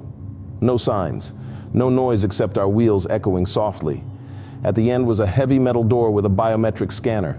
The man pressed his palm against it. A green light blinked. "Access granted." The door opened with a vacuum hiss. Freezer air poured out, sharp and dry, biting through my jacket. I stepped in behind him. It looked like a meat locker. Hooks hung from steel bars overhead. Shelving lined the walls. Packaged cuts stacked in perfect rows, some with frost still clinging to the plastic. And then I noticed the labels. Humma, shoulder. PRMH, thigh. Juvenile prime, delicate cut. Infant ribs, small plate. Each one neatly stamped, barcoded, weighed. My hands went cold. I scanned the shelves again, hoping, praying that it was some sort of high-end butcher's joke. Then I saw it, hanging at the far end of the freezer. A leg, human, pale, shaved. Cleanly removed at the hip, the joint rounded like it had been cut by someone with surgical precision. Wrapped in tight vacuum seal, tagged like all the others. I couldn't breathe. The man beside me kept moving like it was just another Wednesday. He opened the cooler and began inventorying the contents out loud. 6 units Humvee, 2 thigh, 1 tenderloin, 1 mixed offal. I backed toward the door. My mind struggled to make sense of it. Then I heard her voice, calm and rich and terrifyingly familiar. You're not authorized to view the inventory. I turned. Oprah Winfrey stood at the threshold of the freezer, dressed like royalty. Silk shawl, diamond earrings, flawless skin glowing in the cold light. She didn't look surprised. She looked patient. Beside her, Diddy entered, his hands tucked into his coat, chin lowered like he was examining a sculpture. They didn't ask why I was there. They didn't accuse me of anything. Instead, Oprah stepped closer, eyes never leaving mine. You got curious. That's normal. Curiosity is the first doorway to elevation. I couldn't respond. My mouth was dry. My heart thudded like a warning bell inside my chest. She gestured to the hanging leg beside me. When you first break the cycle of obedience, when you stop eating what they sell to the masses, you unlock clarity. Your body starts to wake up, your mind sharpens. Diddy finally spoke. His voice was smooth but hollow, like a sermon echoing through a cave. Do you know what separates the powerful from the obedient? I shook my head. My lips moved, but no sound came out. He smiled, slow and knowing. Appetite. The elite, Oprah said, turning to walk slowly through the freezer. Don't ask permission. We consume what serves us. Flesh, energy, influence. The body has hidden doors, but they only open with certain keys. She stopped beside a sealed tray labeled neonate thymus, tapped the plastic with a manicured nail. Delicacies, forgotten parts, soft, untapped fuel. It's not about taste, Diddy added. It's about alignment. You eat the weak to ascend. That's the design. My stomach twisted. My knees buckled slightly. Why me? I managed to croak. She looked back at me, head tilted like she was studying a child. You delivered, you peeked, you took. That's the first step, claiming something forbidden. Most pretend they didn't see. You didn't. You're halfway through the door, Diddy said. Might as well step in. They weren't angry. They were offering. That was the worst part. Oprah moved to the exit and smiled. Dinner is about to be served. You're welcome to stay. If you eat, you'll never be hungry again. They left without looking back. I stood alone in the freezer, surrounded by butchered evidence and promises of power. My breath fogged in front of me. I didn't feel like a man anymore. I don't remember how I got back to the van. I must have passed a dozen people, turned down 3 wrong halls, and nearly crashed into a prep cart on the way out. But no one stopped me. No one even looked at me, because they didn't need to. The moment Oprah spoke those words, "You're halfway through the door," I knew something had shifted. Not in them, in me. They hadn't threatened me. They hadn't begged me to stay. They'd simply offered. And that made it worse. I sped down the canyon like the gates of hell were behind me. The winding road blurred through the windshield, and all I could hear was the freezer, the hum of cold steel, the suction-sealed flesh, and their voices. The elite don't ask permission. We consume what serves us. You took. That's the first step. You'll never be hungry again. Somewhere outside Topanga, another catering van passed me going up the hill. Young driver, confident posture, smiling. He even gave me a wave. I didn't wave back. He didn't know what door he was delivering to. Not yet. By the time I pulled into my driveway, my clothes were soaked with sweat, my hands numb on the wheel. The van idled in front of the house for a full minute before I moved. The cooler I had taken, my bonus, still sat behind the passenger seat. 2 packages inside, unlabeled, untouched, but I could feel them, like they were radiating something now. Weight, guilt, or maybe potential. The house was dark except for the soft glow in the kitchen. I stepped inside, locked the door behind me, and listened. Nothing. I went to the bathroom, turned on the shower as hot as it would go, let the steam fill the air until the mirror blurred and my skin turned red. But it didn't help, because the smell, that coppery citrus sweetness, was still in my nose, still under my nails, still in me. I got out, dried off, and stood in the hallway in silence. That's when I smelled something cooking, something sizzling. My heart sank. The kitchen light was on. My wife was standing at the stove in her robe, humming to herself. A skillet crackled beside her. The scent hit me. Rich, seared fat, rendered perfectly. Familiar, but wrong. She turned, smiling. Hey, I was starving. I found those steaks in the little cooler behind the seat. They were starting to thaw, so I figured I'd surprise you. My mouth went dry. They're amazing, she added, holding up a fork. You didn't tell me you picked up Wagyu. This must have cost a fortune. I stared at the plate. Blood pooled beneath the meat, soaking into the mashed potatoes. Want a bite? She asked. She said it so casually, like it was dinner, like it was nothing. They didn't need to kill me to recruit me. All they had to do was feed my house. For nearly a decade, the Ellen DeGeneres Show was daytime royalty. Smiles, surprises, dancing, especially from Stephen Twitch Boss, the beloved DJ who rose to executive producer. Millions tuned in to see his light, but behind the laughter, something else was happening. Something the cameras never showed. I worked on that set. I saw what really went on when the music stopped and the lights dimmed. Ellen's smile wasn't just fake, it was hiding something. And the closer Twitch got to exposing her, the darker things became. His death was ruled a suicide, but I know what I saw. And if you keep listening, you'll understand why I left the industry and why I've never watched that show the same way since, because once you see her eyes go black, there's no one seeing it.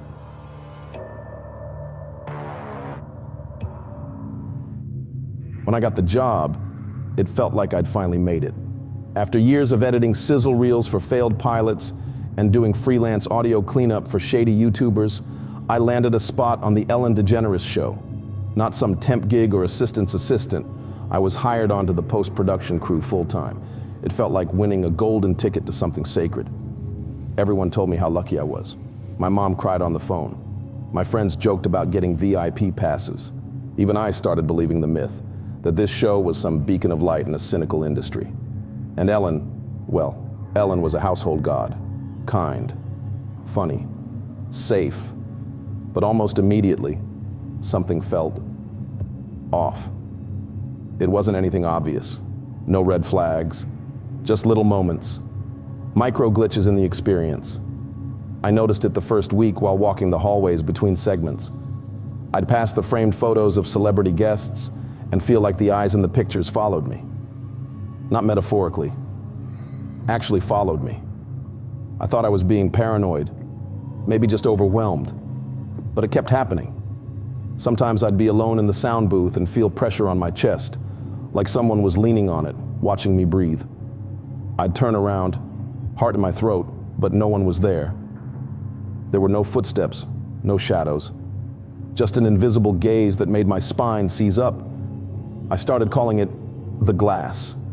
like something between me and the rest of the world had thickened. I could still do my job, audio routing, file syncing, mastering applause tracks, but there was always this pressure, like the studio was aware, and then there was Twitch. I didn't know him personally, not at first, but he was the only one who seemed to cut through the static. You could feel his energy from across the lot. When he danced, it wasn't for the cameras, it was like he had to. Like movement was the only way to stay sane in that building. He always made eye contact with the tech crew, called us family, made jokes even when Ellen didn't laugh. That's what made it harder to watch him change. It was subtle at first. Twitch started showing up earlier than anyone. He'd pace around backstage, checking over every light fixture and mic placement, even the ones that weren't his responsibility. He kept his phone in his hand constantly, like he was waiting for something urgent, or maybe trying to record something. One day, I passed him in the hallway and offered a quick morning. He looked at me, but not at me, through me. His smile flickered, strained like it was holding back something heavy. Then he nodded once, said, "Keep your head down," and walked away. That was the day I started noticing the cameras. Not our cameras, the big rigs we used for shooting, but smaller ones. Hidden, duct taped behind vents or peeking out of potted plants. The angles didn't make sense. They weren't positioned for the audience. They were facing us, the crew, the dancers, Twitch. And always, the hallways felt wrong. It was like someone had taken the original studio and shifted it slightly, just enough to make you question your memory. Doors where there weren't doors before. Mirrors that didn't show your reflection until you were right in front of them. I stopped using the bathrooms near Ellen's dressing room. Too many times I swore I heard someone whispering my name inside when no one else was around. At first, I chalked it up to stress, high pressure environment, Hollywood nerves. But something darker began forming under the surface, especially whenever Ellen entered the room. She'd glide in like nothing could touch her. Always perfect posture, always smiling too wide. And yet every time she passed, the temperature dropped. Just a little. Enough to notice. Enough to feel. Her presence sucked the warmth out of the air. You couldn't look directly at her for too long or you'd start to feel dizzy. Not in an I'm starstruck way. More like staring into a light that wasn't meant for human eyes. One of the interns threw up after Ellen patted her on the shoulder and whispered something we couldn't hear. She never came back after that. We joked about it, called it Ellenitis, said it was just nerves. But deep down, we all felt it. And the feeling was growing stronger, especially around Twitch. Sometimes after a taping, I'd see him sitting alone on the edge of the stage, staring into the rafters like he was listening to something we couldn't hear. His hands would be shaking. I caught him whispering to himself once, something about the mirrors and who they really see. When I asked if he was okay, he just smiled, nodded, and told me, "Never stare into the dark glass too long. It stares back." I laughed it off like an idiot. But that night, I had my first nightmare. In it, I was standing in Studio 3, but everything was reversed, like a mirrored version of the set. Ellen stood where Twitch usually danced, but she wasn't smiling. Her face was wrong. Lips stretched too far, eyes all pupil. Her voice came out in static as she said, "I can see you watching." I woke up in a cold sweat, my phone buzzing on the nightstand. No missed calls, no messages. Just a black screen with a single notification. File received, control, 02 final.move. I hadn't downloaded anything, I hadn't opened anything, but the file was there, waiting. I don't know why. Maybe I was scared. Maybe something in me already knew that once I saw what was inside, I wouldn't be able to unsee it. But it just sat there, in the center of my desktop, like a wound that refused to close. I tried to delete it. Twice. Each time, the folder it was in would vanish, then reappear, exactly where I left it. Same timestamp, same name. Control 02. Final.move. like it was waiting for the right moment, or like it was watching me back. Something shifted after that night. Twitch stopped dancing during breaks. He became quieter, more internal, like his soul was retreating behind his eyes. His smile, his real one, was gone, replaced with something tight and practiced, like it had been stapled into place.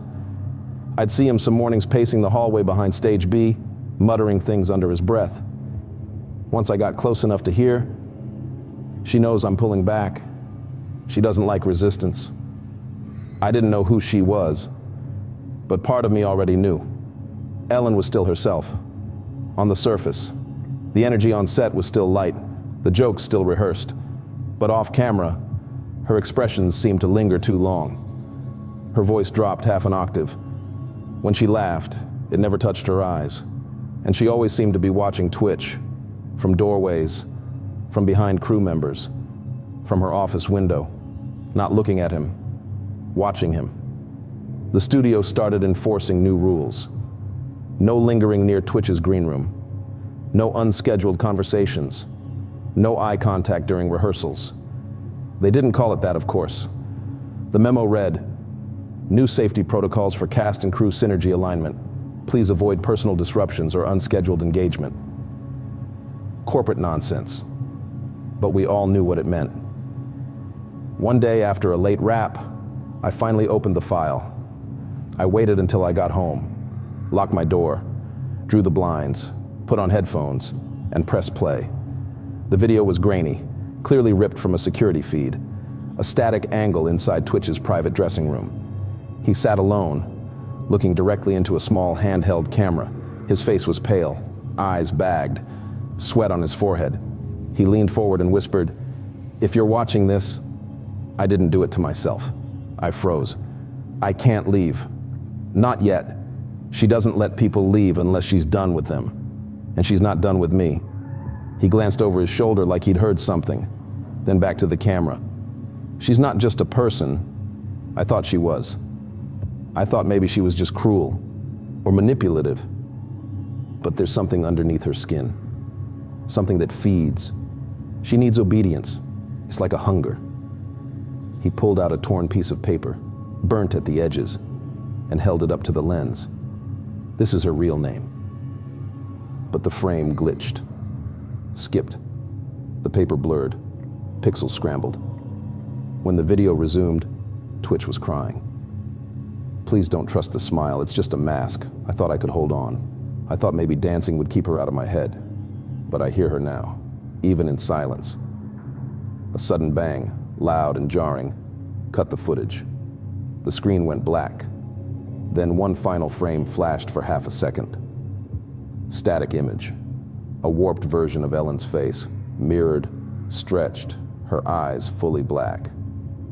Caption, "Say nothing." The next morning I walked into the editing bay and found my chair had been moved, only by a few inches. But I hadn't touched it. No one else had access. On my keyboard was a sticky note I hadn't written. "Curiosity kills careers." From that point on, Ellen changed toward me. She stopped pretending I didn't exist. Instead, she greeted me every day, always by name, always with a smile that didn't quite reach her mouth. Once, she touched my shoulder and leaned in close enough that I could smell peppermint and something else, something like wet paper and burnt sugar. She whispered, "You're very observant." That night, I unplugged my home Wi-Fi, taped over my phone's camera, and slept in my car. I couldn't explain it, but I knew something was watching me now. Not just Ellen, something through her, or behind her. The feeling I used to have, being watched, it was no longer subtle. It was everywhere. In mirrors, in the shine of my phone screen, in the silence between breaths. And the worst part? Twitch started avoiding me. He wouldn't look me in the eye anymore. Wouldn't even speak. As if my presence alone put him in danger. One afternoon, after rap, I passed him in the loading dock. I wanted to say something, anything. But he was staring at his hands, quiet, still. Then he whispered, more to himself than to me, She knows who you are now. That was the last time I saw him before the file disappeared. Gone. Wiped clean from my system. Recycle bin empty. No trace. And still, she kept smiling. There are moments in life where time doesn't slow down, it sharpens. That Tuesday started as nothing. A coffee, a quiet hallway, a deadline no one was hitting. But by the end of the day, I knew too much. Twitch was absent, not offset or delayed, just gone. No message, no call in, no one mentioned him. No one seemed to care, not even Ellen. Except they were lying. I could see it in the glances, the silence in the break room, the fact that his name was suddenly scrubbed from the production logs. A man who danced his soul into that show for 8 years, deleted in less than a day. But they missed something. I was combing through archived B-roll from the previous week, organizing digital assets to prep a tribute montage Ellen had requested. I clicked open a mislabeled folder inside our cloud dump. It shouldn't have even been visible. It was time-stamped 3 days in the future. Folder, DNR final export. Subfolder, T, file, the feed.move. When I opened it, I didn't recognize the angle. The footage was raw, handheld. Twitch was in a dim hallway, ours, but not ours. Lit differently, shot through what looked like a wide-angle lens.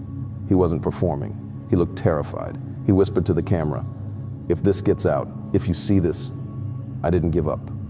I was cornered. They're watching from inside the system now. That's how she moves. Through signal, through frequency. You think she's one person, but she's not. He held up his phone, flipping the screen around. It showed a waveform, a high-frequency tone, like a whistle, but layered with voices underneath. The captions read, "You are mine."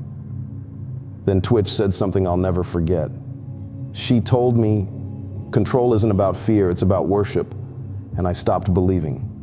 I barely breathed. My hands hovered over the keyboard. The file was still downloading when I felt it. That pressure in the air, like static before a storm, like something alive behind me. I turned slowly.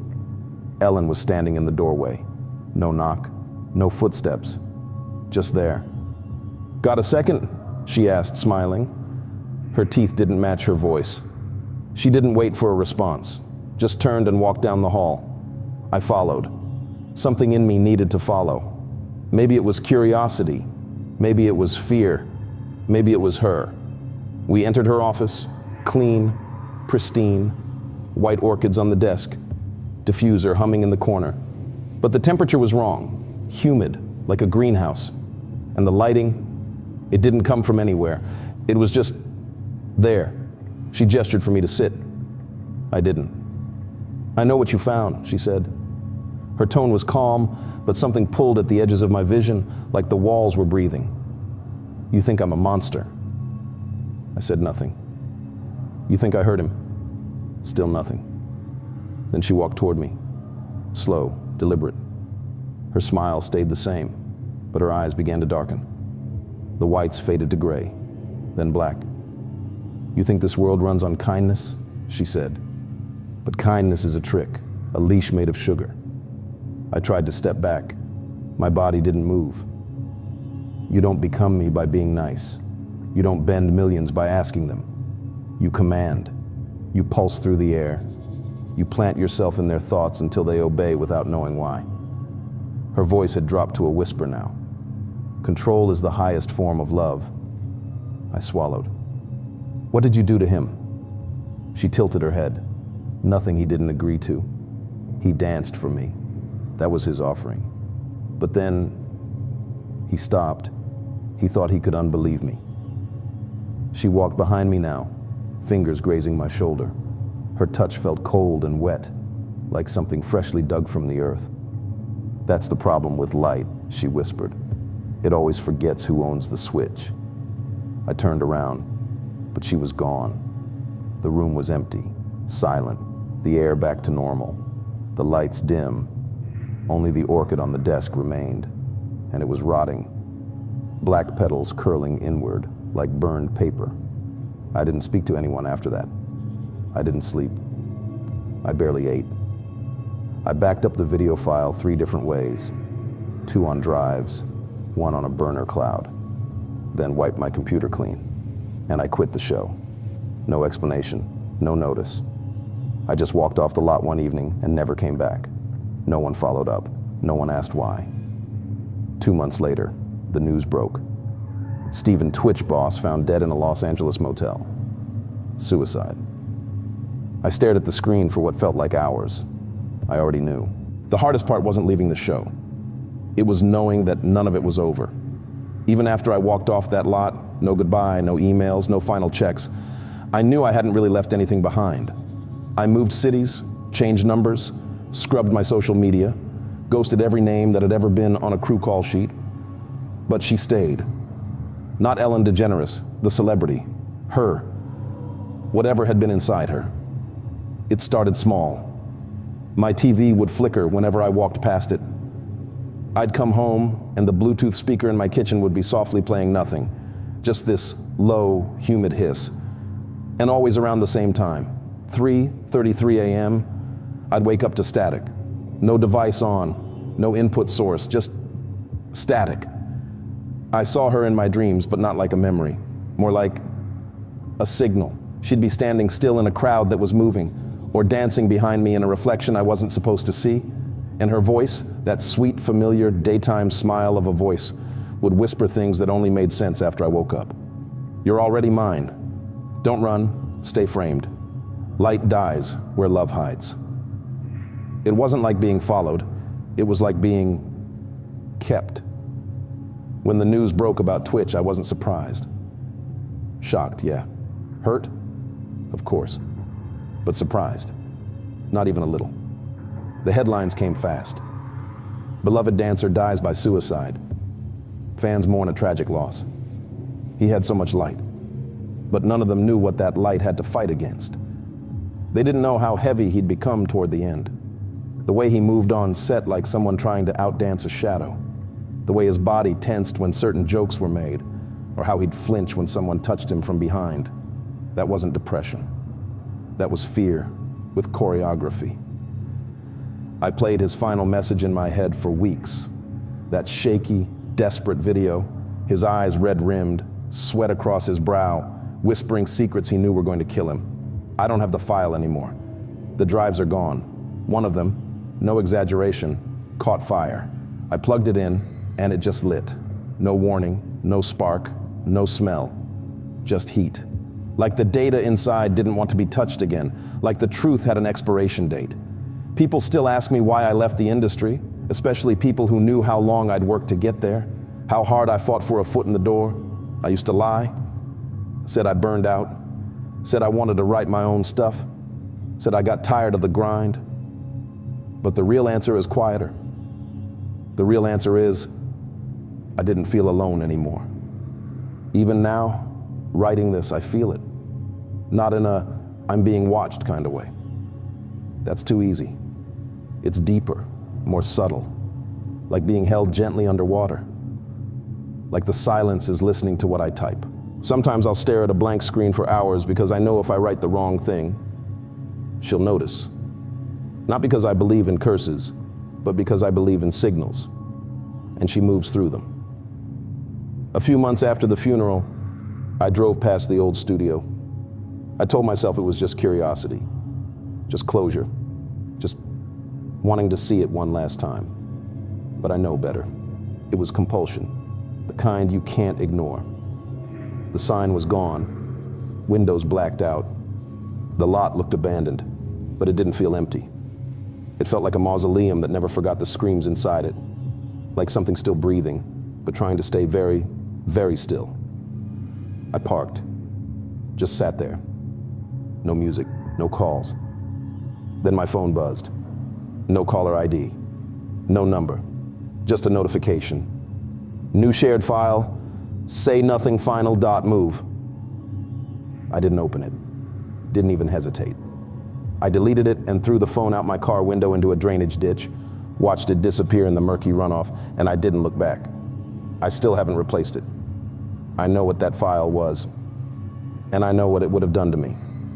You don't watch something like that twice. You don't survive it twice. Online, people still argue about what happened to Twitch. Some say he was overworked, others hint at industry abuse. A few get closer than they should. You can tell by the way their comments disappear after a few days, but none of them were there that night. None of them watched Ellen DeGeneres' eyes go black in a room with no lights. None of them felt their own voice disappear in their throat while she smiled inches away. None of them know the smell of peppermint and wet paper. None of them understand what it means when someone whispers to your bones. I don't watch her reruns anymore. Can't even keep the volume up when one autoplays. But every once in a while, some random clip will flash through a feed. Some old dance number, some stage prank, and I'll see her face. Bright, harmless, beloved. And I'll hear her again. Control is the highest form of love. I try not to think about what she meant, but sometimes I wonder if she needed Twitch, if she reached through frequencies, if she could move through reflections and files and feelings. What else does she still own? What else is still obeying her? And if you're reading this, what made you stop and click? If you made it this far, thank you for listening. I didn't tell this story to go viral. I told it because someone had to. Because too many people still believe what they saw on screen was real. But the truth? That smile hid something ancient. And what happened to Twitch wasn't just tragedy, it was a warning. There are more stories like this, more people who got too close, more whispers behind the scenes. So if you felt something while listening, somewhere in your chest, your gut, your spine, don't ignore it. Like this video, subscribe for more. And whatever you do, don't look too long into the dark glass. You never know who's looking back.